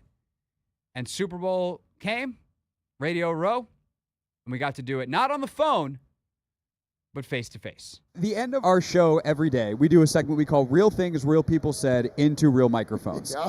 And the segment was founded when I was doing nights and weekends, basically as an excuse to play your call of the drunk streakers that would take the field during Monday Night Football. Yeah. Well, they were ready for the snap. Kid ran out of the stands and ran right through the slot receiver's position, literally seconds before the ball was going to be snapped in a shotgun. And he ran right through the defensive line and the linebackers of the Niners and through their secondary, and he ran with no one even blinking. Like they just looked at him, the players put their hands on their hips. He ran all the way to the one end, then he came back the other, and there was no security. Like he just kept running. And Kurt and I were kind of having fun with it. When that bit was over and the game ended, happened again, and you kind of had it this. It did in the Super Bowl, but this guy came out like in a costume. But I swore to my wife as I got in bed that night, I will not do this again. No. I promise you I will not do it again. Sadness at the end, but an excellent story of the origin of Real Things. Also at Radio Row, Noah Eagle told us the story of how he prepares to call the Super Bowl on Nickelodeon. If all of a sudden Nance gets sick and they're like, oh, crap, Noah, we need you to fill in with Romo. Like, are you like, I'm not prepared for this. I need slime. I might be the one saying, ooh, I don't know, Jim. I don't know. It's very different. The board itself is at least the outline is there. Yeah. So I'll have the rosters, the depth chart, and the perfunctory stats. Yeah. But man, perfunctory, that's a good Syracuse word. Thank you. Yeah, I like multi-syllable compound words. That's multi-syllabic, the way I do it. kids. Yes. Oh wow, we're going extra here. We're going the extra mile. I would say I still have all that stuff, the bare bones, but I don't have the nitty-gritty that I would normally have for a game, which is probably the most important meat on that bone. Yeah. Instead, I've got references of SpongeBob and Jellyfish and Dora the Explorer and all of the extra stuff, Teenage Mutant Ninja Turtles. Of course. So I'm ready to go for the broadcast. That's more important for this one. So, little behind the scenes, couple of inside jokes. Excellent story time. Last nominee for Story of the Year here in our first annual on our second anniversary Hoffman Show Awards. Sam Fortier doing the work back in his Texas Tech days to find out more about Cliff Kingsbury. Cliff gets to the building early. He's the first one in, he's the last one out. And I was like, okay, yeah, I've heard that a million times, and they said he got there at 4 a.m. and I was in a hotel probably like half a mile away. So I was like, you know what? I was like, one day I just got up at like 3:45 and I was like, I'm going to be there at 4 and I'm going to see if this dude really gets there. And I'm sitting on the steps outside the Texas Tech football facility in Lubbock. And at 4:06 a.m., white Escalade pulls in, head beams on. And he was the only one there. He came up to me. He's like, what are you doing here? And I was like, everybody said you would be here at this time. I'm a reporter. So I had to go check. This is a good lesson, right? I'm going to bring the alma mater into this. But they teach us in journalism school that if your mom says she loves you, you better double check. And I think Sam Fortier showing up at 4 a.m. to the Texas Tech football facility is as close to living that mantra as has ever been done. That's a pretty good one. I think we have a winner. All right, Anthony. We got Harlan, Origin of Real Things, Sam showing up for Cliff, Noah, the SpongeBob prep, Roxy, remembering his friend Bill Walton, and Scott Allen with the tale of the time Babe Ruth got ejected before recording an out as a pitcher for punching the home plate umpire. The winner of the first annual Story of the Year, I think we're going to agree. So on 3 is 1, 2, 3, Sam. Yeah. Congratulations to Sam Fortier! I'm sure Sam has won some kind of prestigious award for his writing, and thus he is probably already an award-winning journalist. But if not, Sam Fortier, from here forward, congratulations, my friend. You are an award-winning journalist. When we get back, we have the Caller of the Year, the Anthony Haney Moment of the Year, and the Award of All Awards Rant of the Year, not to mention the Real Thing of the Year. We might have to even push this into the 6 o'clock hour. There's so much good stuff. It's our anniversary, and we're celebrating on the Team 980.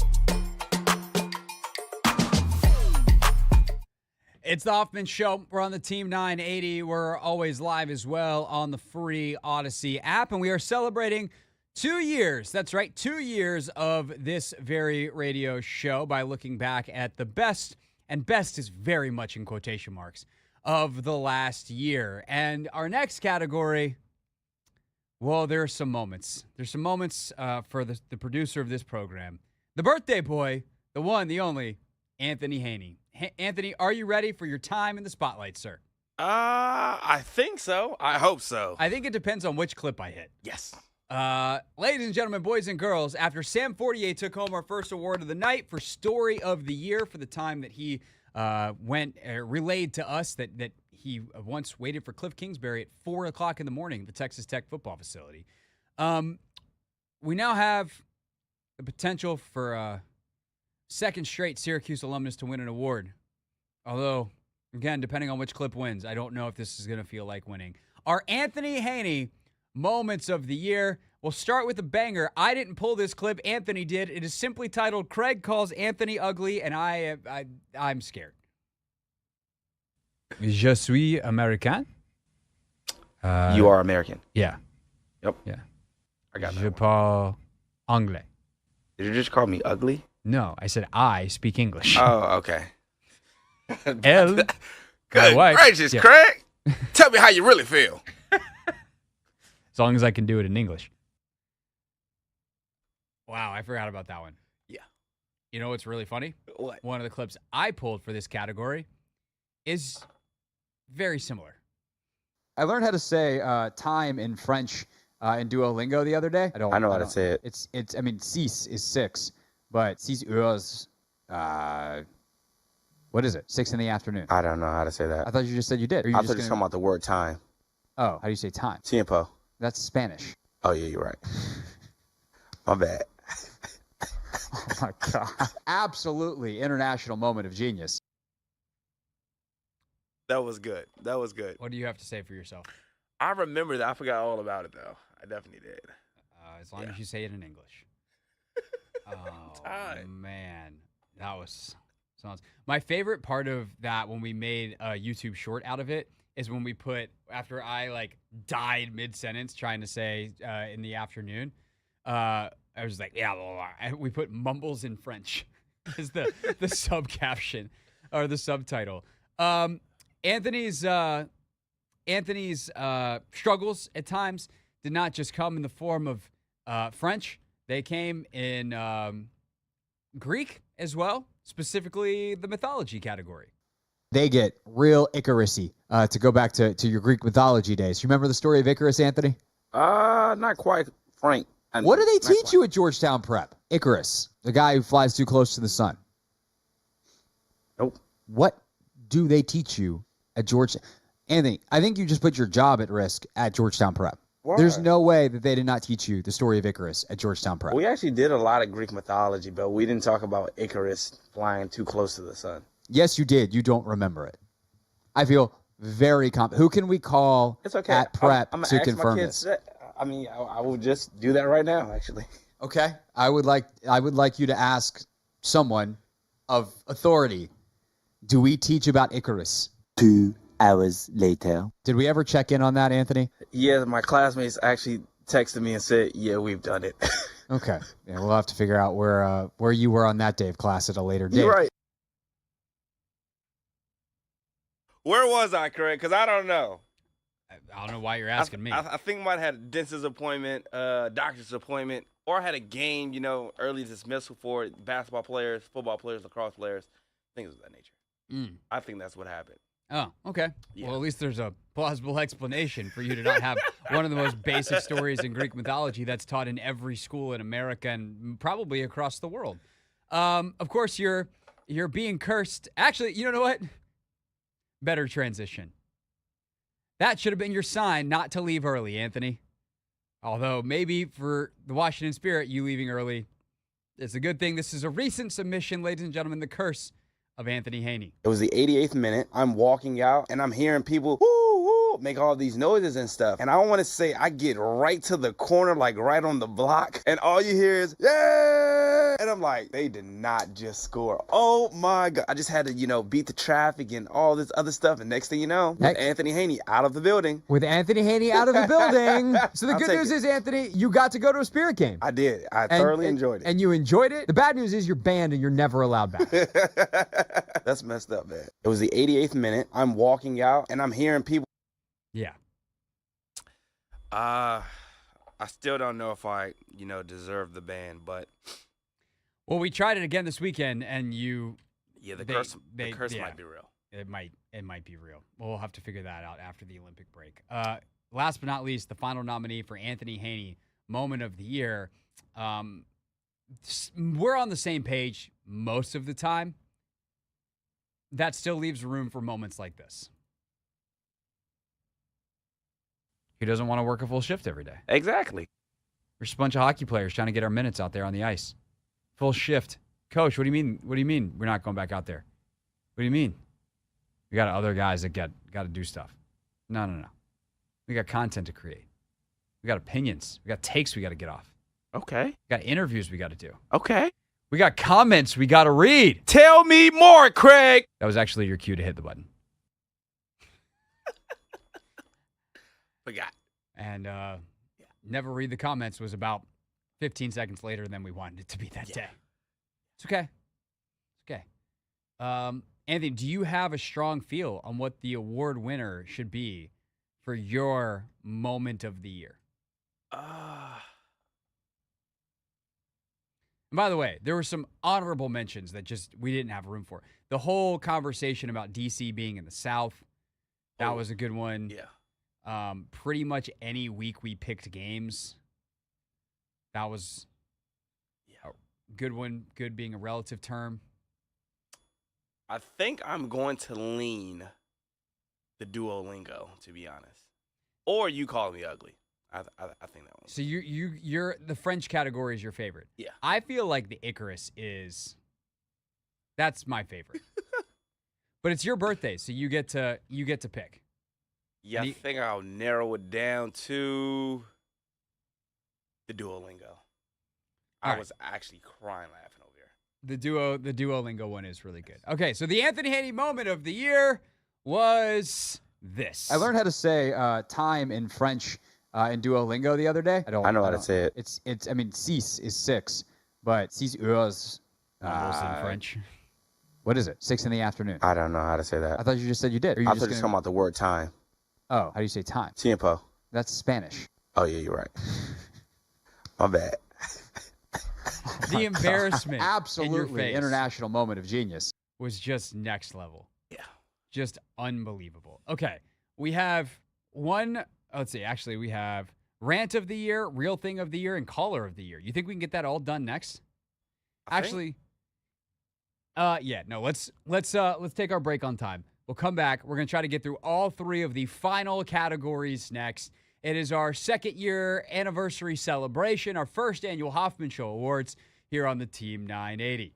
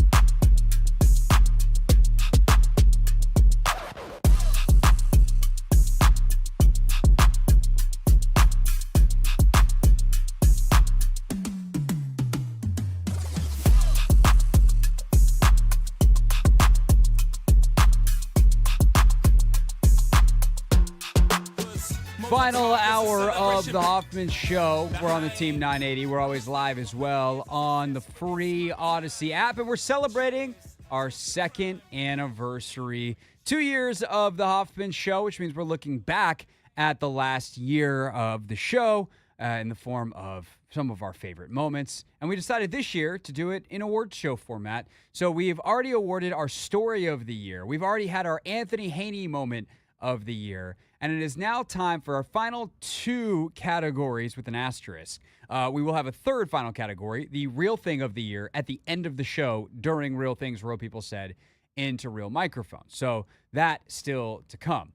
However, we have really the big awards of the evening, if you will, Anthony. We have Caller of the Year / Callers of the Year. And we have the Rant of the Year, which I am not the only nominee, which seems relevant. I have extremely stiff competition. But let's start with Callers of the Year, which included this duo that made me want to jump out of the window behind me. Let's pick things up with Andre. Andre, thanks for calling. You're on the Hoffman Show. I have seen Jaden Daniels, make some unscripted, unconventional throws, just like Khalid Williams, and I really don't want Khalid in D.C. I have a question. Why is it that people who don't have all the information correct also cannot spell or pronounce these players' names? I respect contrarian points of view that are well thought out, that are clearly well informed, that bring a new perspective to the table. But if you're going to call in and say that Khalid Williams, you don't believe in him, I'm going to tell you to go watch some more footage of Caleb and come back and see us. 301-230-0980. Let's go to Ramel. First thing, I want to say that I'm a native Washingtonian, so Khalid Williams, I would love to. Nope, we're done. I can't possibly do this. Did we edit that down for time? Yes. Is that the exact order in which that happened? Also, yes. Truly from the too stupid to make up category. Yeah, I couldn't. You couldn't make that one up at all. You couldn't script it any worse. I don't even know what this. I'm still speechless. By worse, I think better. Well, if that wasn't good enough, leave it to our man Marvin, nominee number 2 for Caller of the Year. Let's go to Marvin in Landover. Marvin. Hey, look, man, I think the grade that I'm gonna give is a D-. Wow. And you have a quarterback, and I love that pick, and that's an A+.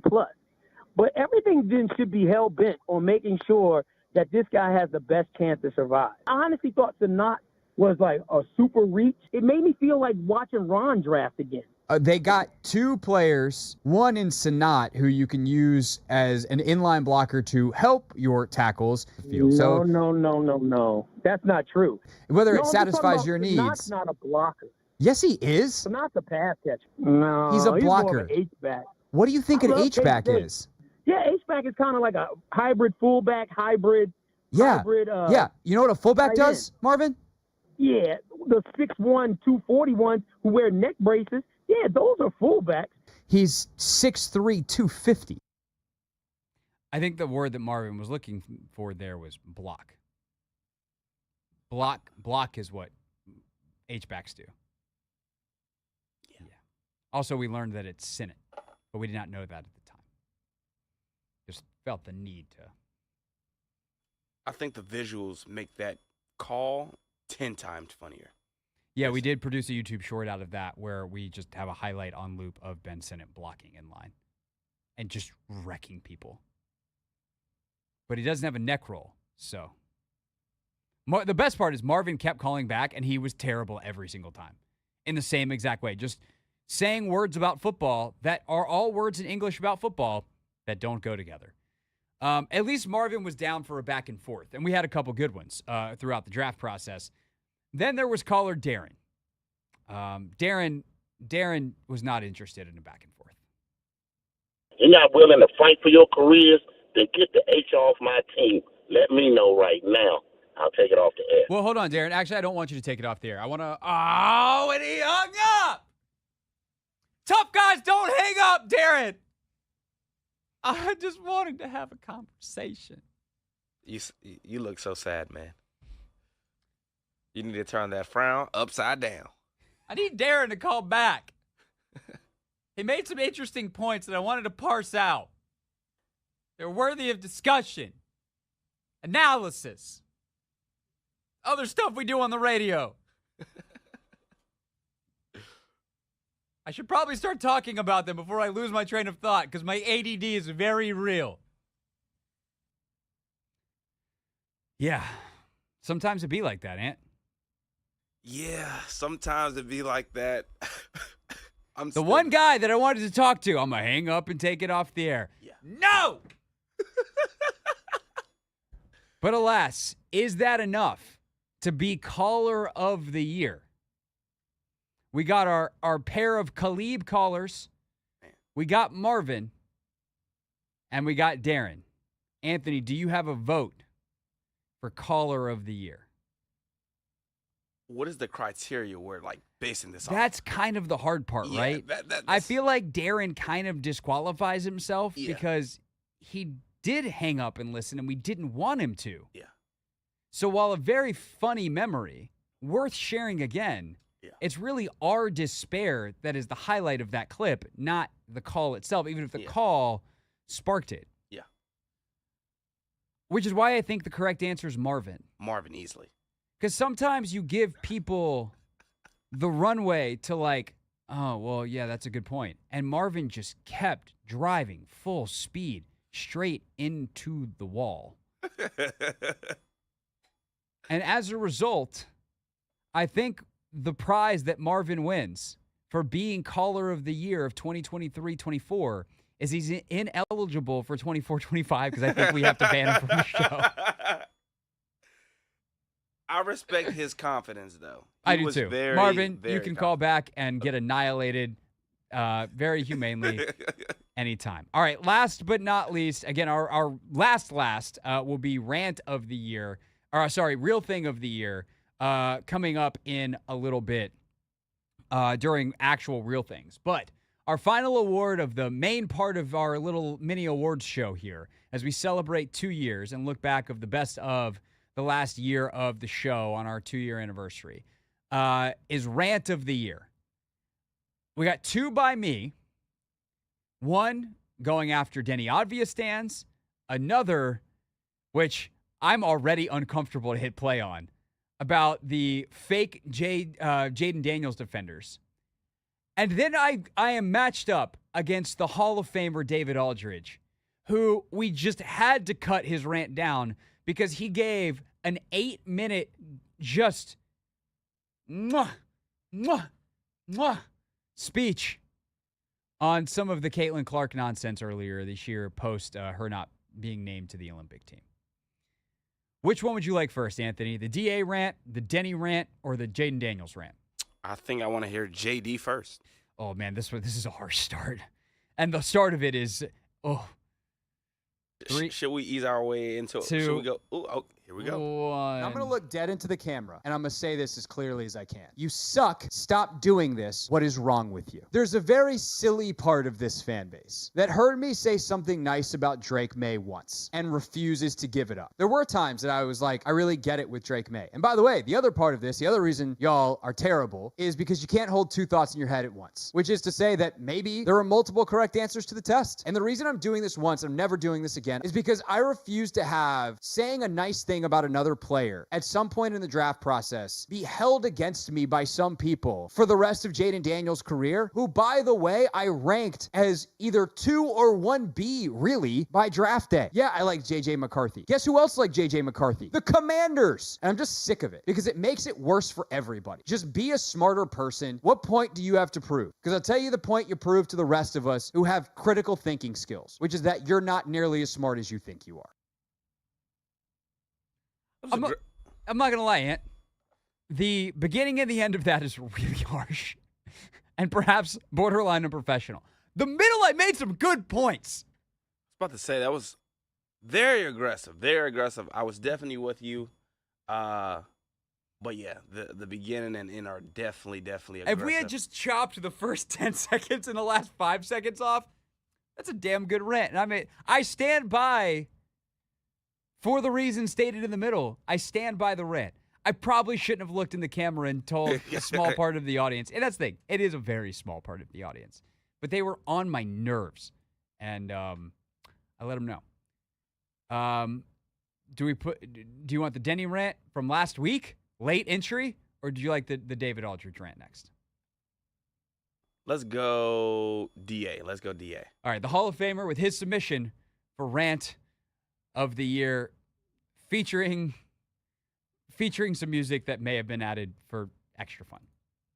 The thing that really chaps me, and I'm sorry I'm going over here, but this is just... Go for it. Get it off your chest, David. The thing that really annoys me and angers me is people who say, well, this is just the dumbest thing that USA Basketball could do because this is a chance to put women's basketball on the map. You know how you could put women's basketball on the map? Watch a WNBA game. You know how you could put women's basketball on the map? Go to a WNBA game. You know how you could put women's basketball on the map? Buy women's merchandise. You know how you could put women's basketball on the map? Cover women's basketball. You could do it immediately. You could do it now. But you say, if Caitlin Clark's not on the team, I won't do any of those things. Well, then you don't really care about women's basketball. And that's what annoys me, is that you are using her for your own really not good agenda. I'll just leave it at that. He'll just leave it at that. He was in his bag. He was. His duffel. He was. That was 45 seconds of 8 minutes. Yeah, I was about to say, definitely. And he left no crumbs. No crumbs. Hall of Fame rant from the Hall of Famer. Last week, though, this is another one where I'm like, damn, is this... Sometimes things just need to be said. And on the heels of the Denny Avdia trade, I felt like during Never Read the Comments, this needed to be said. There is an extremely weird Denny Avdia hive on the internet. And I realize there's hives and stands for every player. And that was also something that I'm just here in the real world, Matt. Last night I saw some Wizards fans, and like some prominent ones, some that like contribute to write for websites and blogs. They're like, I need a new player to stan. I'm like, no, you don't. No, do not stan professional athletes. Root for them. And it doesn't mean you can't continue to root for them if they get traded, if you really like who Denny Avdia is as a person. He seems like a great kid. I really enjoyed talking to Denny. I am sad that my media day this year will not include another sit-down with Denny Avdia where he and Kyle Kuzma might start yelling at each other, because that was a highlight for me last year. Denny's sweet. He's very, very talented. But you do not need to stan another adult. It's weird. Like, the whole idea of a stan was a thing that Eminem did out of satire. This is satire. This is not inspiration. What are you doing? The people that just make this so personal to the point that you're like, I will never watch another game. I hope that Denny destroys Kyle. I'm like, are you a Wizards fan? Because if so, that's weird, because the guy that you hope gets destroyed is still playing in Washington. Again, I think I made some good points. That one was pretty good. I think out of the based on the other two, I think that one is different from the first one because you're more like cool at ease. I kept it from being where I regret 10% of it. Yeah, like I felt the passion still. It just more so the first one, the first rant about JD. That was building, simmering for months. Okay, yeah. And let it out. I did. Was it good enough to overcome the Hall of Famer? Nah, I don't think so. I think that the music on DA's also helped lighten every point he was making. Do that. You want to do that. Yeah. What I don't get is that people listened to that and still didn't get it. The comments on that rant were just unbelievably dumb. I'm like, did you listen to this? Like, he answers your question. You have to listen. That's how this works on the internets. Podcast, YouTube, whatever. You have to actually listen. You don't just read the title and then leave your comment. That could be a whole other rant. Maybe next year.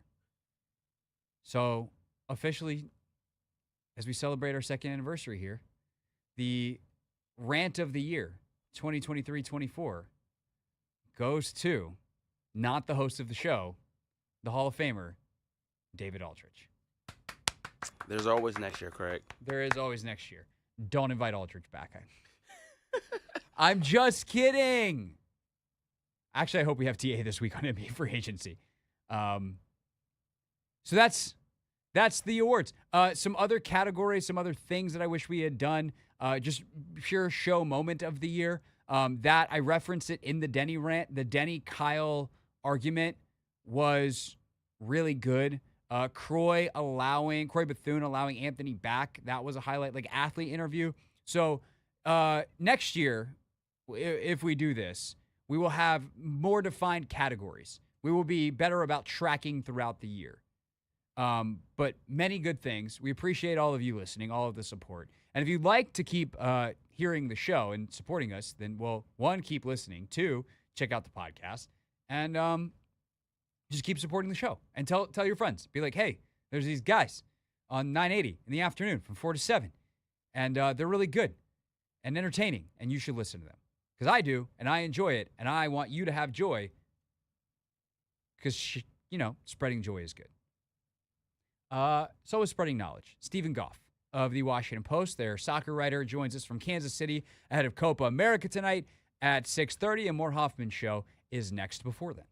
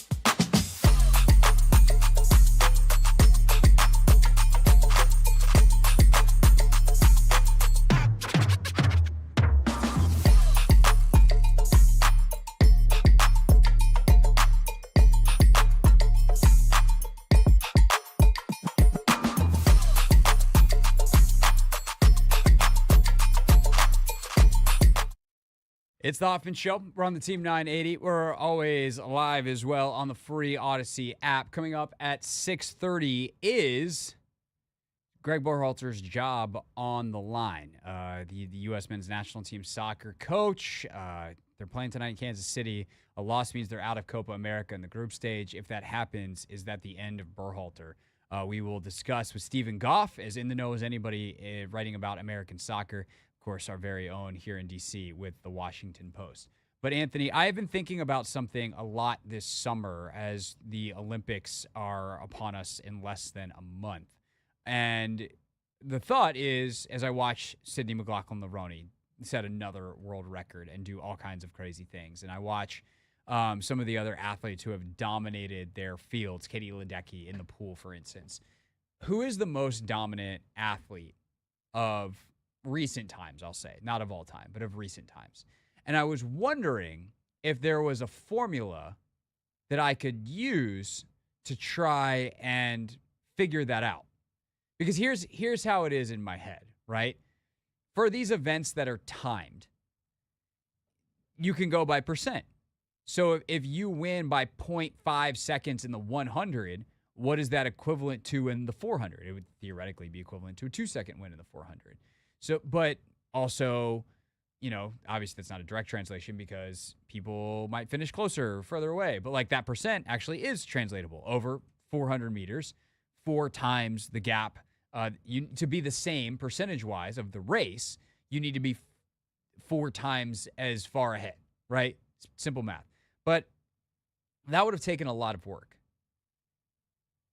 Luckily, there's AI to do it for you. So I went to ChatGPT, and I have asked ChatGPT to help me with this. And Anthony, ChatGPT came through, baby! Uh-oh. So I said to ChatGPT, I want to figure out who is the most dominant individual sport athlete using a formula. I'm defining most dominant by who beats their opponents by the highest percentage based on time. Can you research top competitors in swimming and track and field and help me with this? And sure enough, it spits out in swimming, Michael Phelps and Katie Ledecky, and in track, Usain Bolt, the fastest man alive, and Florence Griffith Joyner, a.k.a. FloJo, who in 1988 set the world record in the 100 and the 200 meters, and those records still stand. I am 34 years old. I was not born yet, and those records still stand. So it then gave me a performance calculation, time difference, percentage margin equals to time difference, percent margin minus time difference over competitors' time times 100, and then compare across athletes. So they picked Phelps' best event, the 2008 Beijing 200-meter butterfly. Phelps' winning time was 1:52.03. The competitor's best time was 1:53.55. There's a time difference of 1.52 seconds or 1.34%. And I was like, this sounds like what I want. It figured out the formula. So I was like, okay, can you run this formula for Phelps, Katie Ledecky, Sydney McLaughlin, Mondo Duplantis, who is a pole vaulter, who is the world record holder, who I know is one of the best. He's not an American, but Mondo, I felt like, needs to be in this as someone we're going to have an eye on this summer at the Olympics, and Simone Biles. For Biles, you'll need to use her scores, not her times. So Phelps, turns out, is the most dominant swimmer. For as big as the margin is for Katie Ledecky in the 1,500 and the 800, because those races are so long, even though she'll win the 800, for instance, by, over 4 seconds, that is only, if she wins by that, is a 0.89%. Now, I do feel the need to look up real quick. Well, I don't have time. We're just going to trust that ChatGPT found the right times. McLaughlin-Levrone, even with her winning time in the 2021 Olympics over her competitor times, it was only 0.12, which is 0.23%. Now, of course, she has smashed that time since the Tokyo Olympics, and so we'd have to rerun it with her running a 50.65 yesterday. The winner in my whole thing here is Mondo Duplantis, the pole vaulter who holds the world record. He did that at 6.18 meters. The next highest guy was only 5.97. That is over a 3.5% difference. Biles, the scores they used was about 3.5% as well. So there you go, Anthony. That's how I used AI to say that Mondo Duplantis is the most dominant athlete at this summer games. Wow. I still want to, look at some of the numbers because I don't know how Kayla Ledecky or Sydney, I would love to see Sydney's numbers. Sid's is still my favorite. 50.65 50.6 would have come in fourth in the 400 open. Which is insane. She almost would have made the Olympic team as a 400 flat meter runner if she had run with hurdles. She is the fastest 400 meter runner in the world. She has the best time in the world this year in the 400 meters. She just chose not to run it. And she even did good in the 200. And by the way, she is one of the best. She could have made the team in the 200. By the way, shout out Gabby Thomas on the comeback trail. With Femke Bol chasing her in I know she really went for it last night to get the world record. She's got a month, and she's going to have Femke Bol chasing her. Adrenaline. I think sub 50 is on the table for Paris. Ooh, sub 50, Craig? I'm just saying. Sub 50. Oh, my gosh. Be crazy. I'm just saying it's possible. What's possible tonight for the U.S. men's national team against Uruguay? Simply put, everything. Steven Goff joins us with the latest from Kansas City next.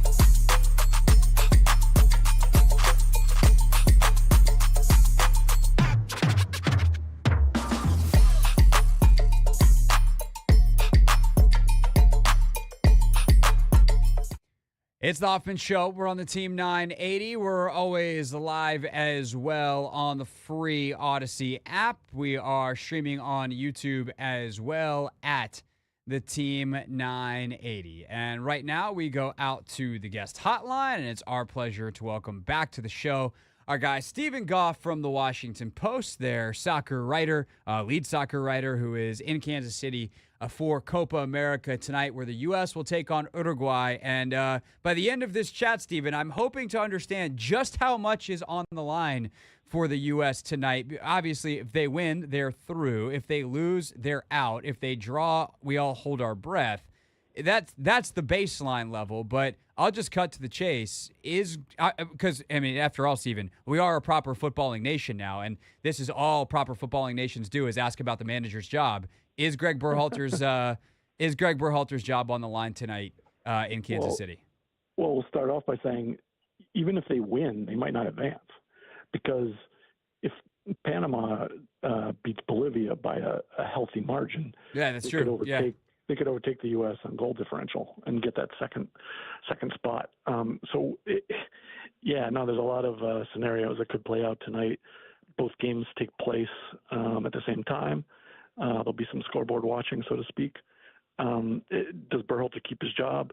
The indications are that this is a long-term project, and this is the Federation is looking to grow and build this team leading up to the World Cup in 2026. So one game, one event doesn't necessarily mean you change coaches. That said, we're in a results-oriented business, and failure to get out of this particular group is embarrassing, because U.S. comes in as the second best team on paper behind Uruguay. And so it's a black eye for sure. This is the biggest tests they will face before the World Cup. Everything between now and World Cup is regional competitions and friendlies. So this is the true test, and Uruguay is almost as big as it can get in a game of consequence. I guess the thing I just don't understand, Steven, is what they expect from Berhalter. And this is where I'm going to lean on your tremendous expertise of covering the sport for so long.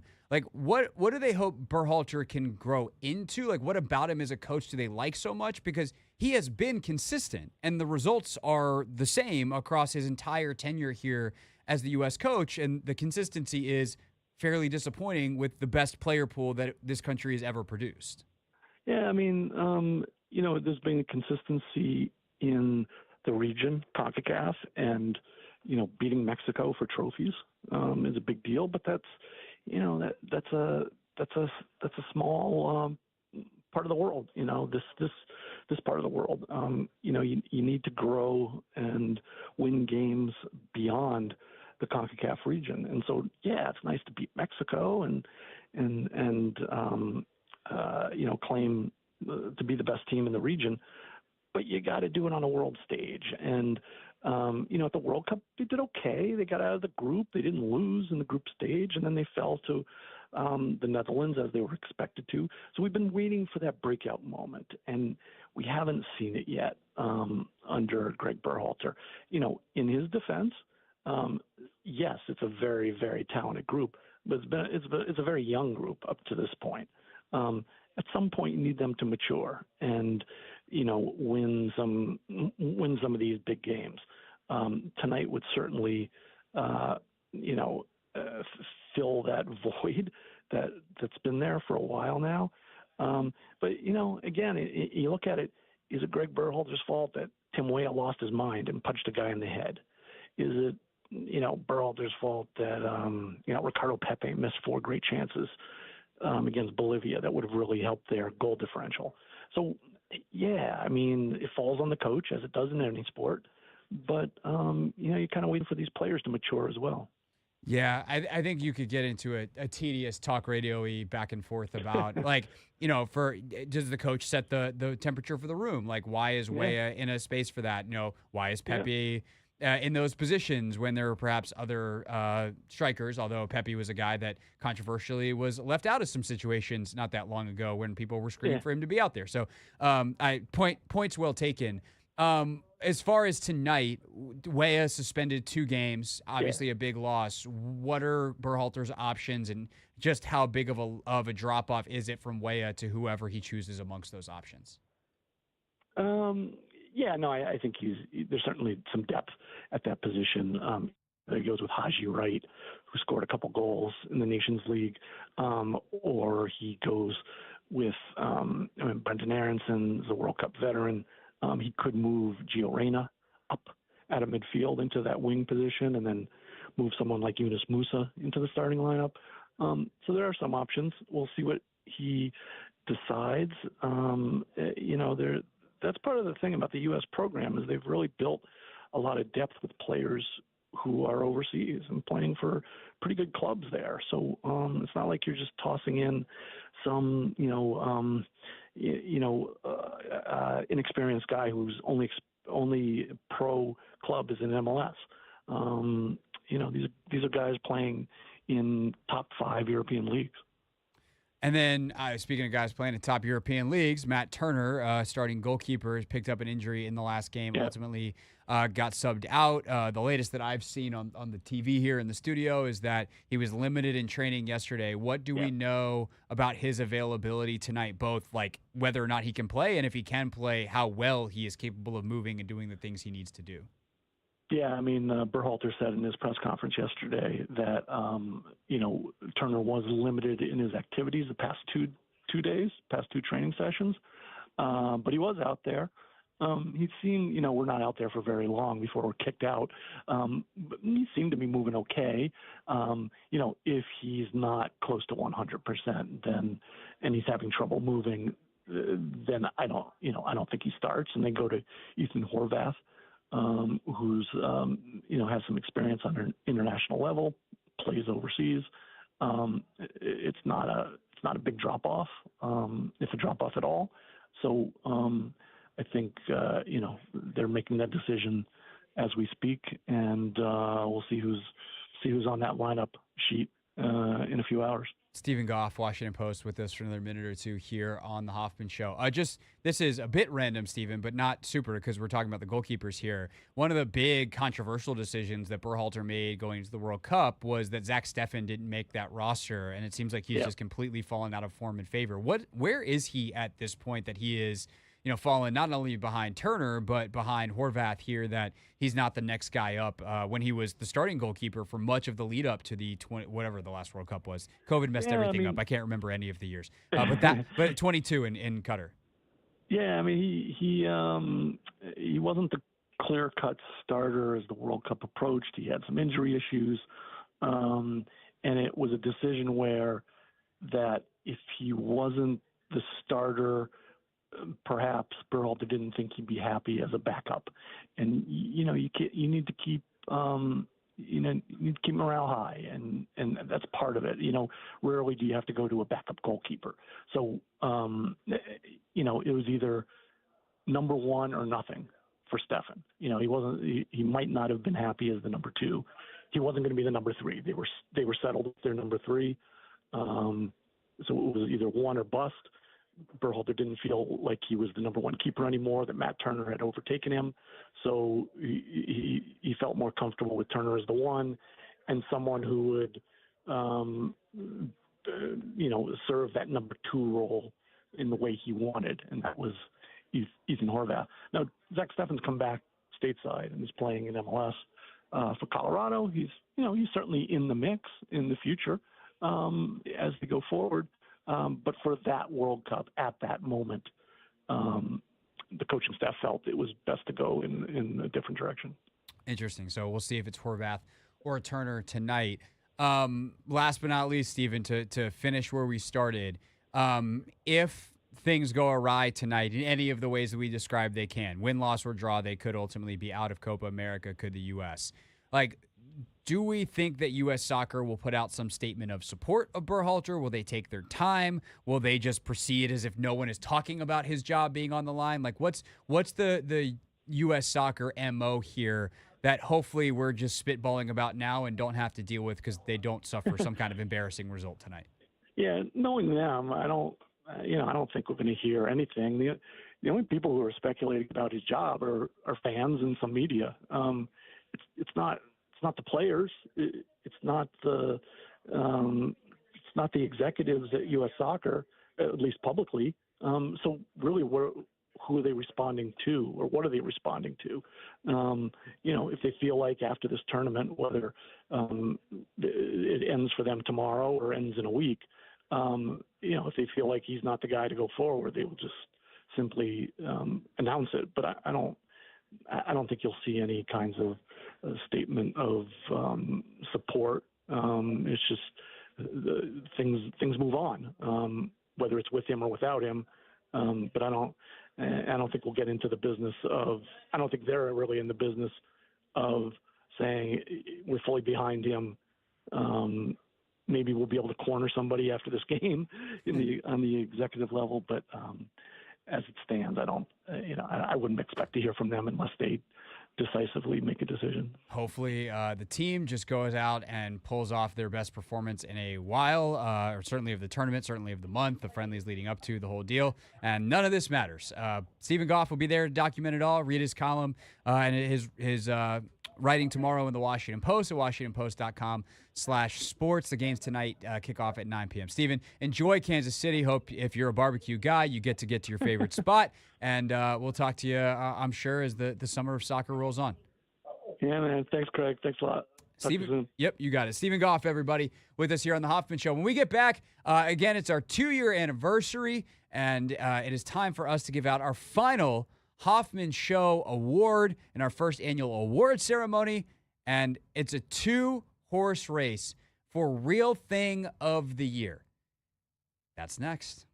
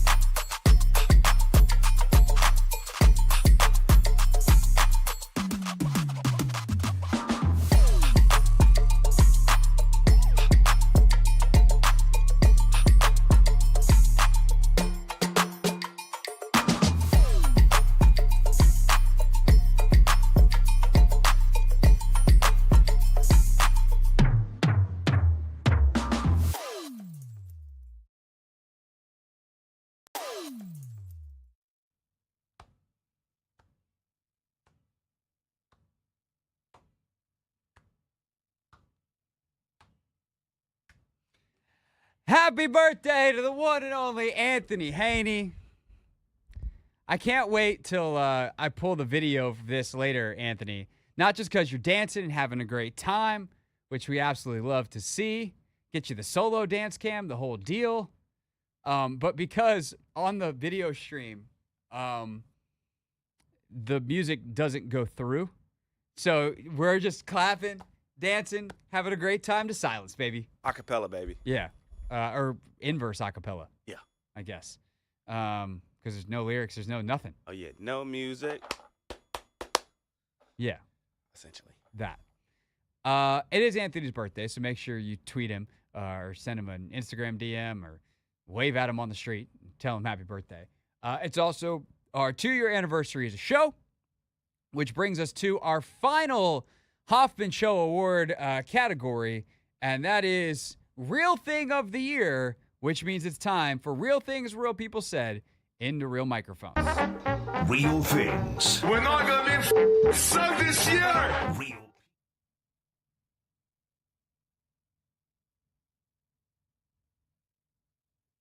Did you play it or did I? I didn't play it. Oh, it sounded funky in, I wonder if there's a headphone situation going. I hate when people, I thought you played it and I played it. So I was hearing double, but one was a headphone cue situation. Oh, wow. And then you gave me a look like, why did you stop playing it? And I was like, it sounds better. But then I realized it was fading out in my headphones. Yeah. It's time for Real Things Real People Said. Oh my God, what an idiot I am. Into real microphones. Real things. We're not going to suck this year. Real people. 5 and 11. Not very good. Said into real microphones. You know, the culture is actually damn good. All right, it's a 2-horse race here for Real Things of the Year. If you missed earlier, our rant of the year, our story of the year, our Anthony Haney moment of the year, check out the podcast from 5:30 to about 6:15. Hoffman Show podcast. Just search Hoffman Show or The Hoffman Show in Apple Podcasts, Spotify, the Odyssey app, etc. Anywhere you get your podcast, and you can listen on time, on demand, anytime, anywhere. Those are pretty evergreen. So even if you want to, you got a car ride coming up for July 4th, you're going somewhere this weekend. Entertainment in the car that you missed earlier in the show. But our final award is our Real Thing of the Year, and it comes down to 2 nominees. First, after Aryna Sabalenka won her first major last year at the U.S. Open, the call was one that went down in absolute infamy. Last night, Aryna Sabalenka makes the U.S. Open final, the Belarusian player, and here's how it sounded on Belarusian television. Aryna Sabalenka! Ваму! Что Арина недостойна звания первой ракетки мира. Yeah. Получите! Распишитесь! Oh, yeah. Rising up, back on the street. Did my time, took my chances. When the distance, now I'm back on my feet. Just a man and his will to survive. So many times it happens too fast. Oh, you change your passion for glory. It's the eye of the tiger. It's the thrill of the night. Rising up to the challenge of a rival. And they lost, no survivor. Все, ребята, я сдулся. 10 out of 10. No notes. Yeah. Notice, the thing I don't think I appreciated when that initially happened almost a full year ago, Anthony, that was an early submission for Real Thing of the Year, was he got so close to finishing the chorus. Why didn't he just finish it? Yeah, he was over it. He was over it. I love that he just got over it. He's like, blah, blah, blah, blah, blah. That wasn't Russian or Belarusian or whatever language you're speaking. He just literally at the end went, blah, blah, blah, blah, blah, blah. Yeah. Incredible. That it's getting to high bar. It is indeed. It's so high, Anthony. You might need a plane to reach it. We have a new submission to the Real Things Hall of Fame. The F-35 is a fighter jet. It is very expensive. The F-35 program costs the U.S. government / the military over $1 trillion. They go on a training mission, and the pilot has to eject. Pilot lands relatively safely, but then they lost the jet. So the F-35 essentially lost, and they're like, I don't know where this very expensive warplane went. And lo and behold, it crashes somewhere, and luckily no one's hurt. But this $100 million plane is gone. Whoopsies. And this is an eyewitness account of someone who heard the crash. And I heard a screeching, between a screech and a whistle. I said, what in the world is this? One more time. I mean, this is going to be hard to beat, in part because on the board now is this fella. Oh, my God, this is tough. We got 30 seconds, Anthony. It's your birthday. You get to pick the winner. I'm going to go with the airplane guy. Got to. And that is how we wrap up 2 years of this very silly radio show. In all sincerity, we really appreciate all y'all listening. Hope to continue to grow it. Hope to keep having a great year into year 3. Happy birthday, Haney. And we'll see you back here tomorrow on the Team 980.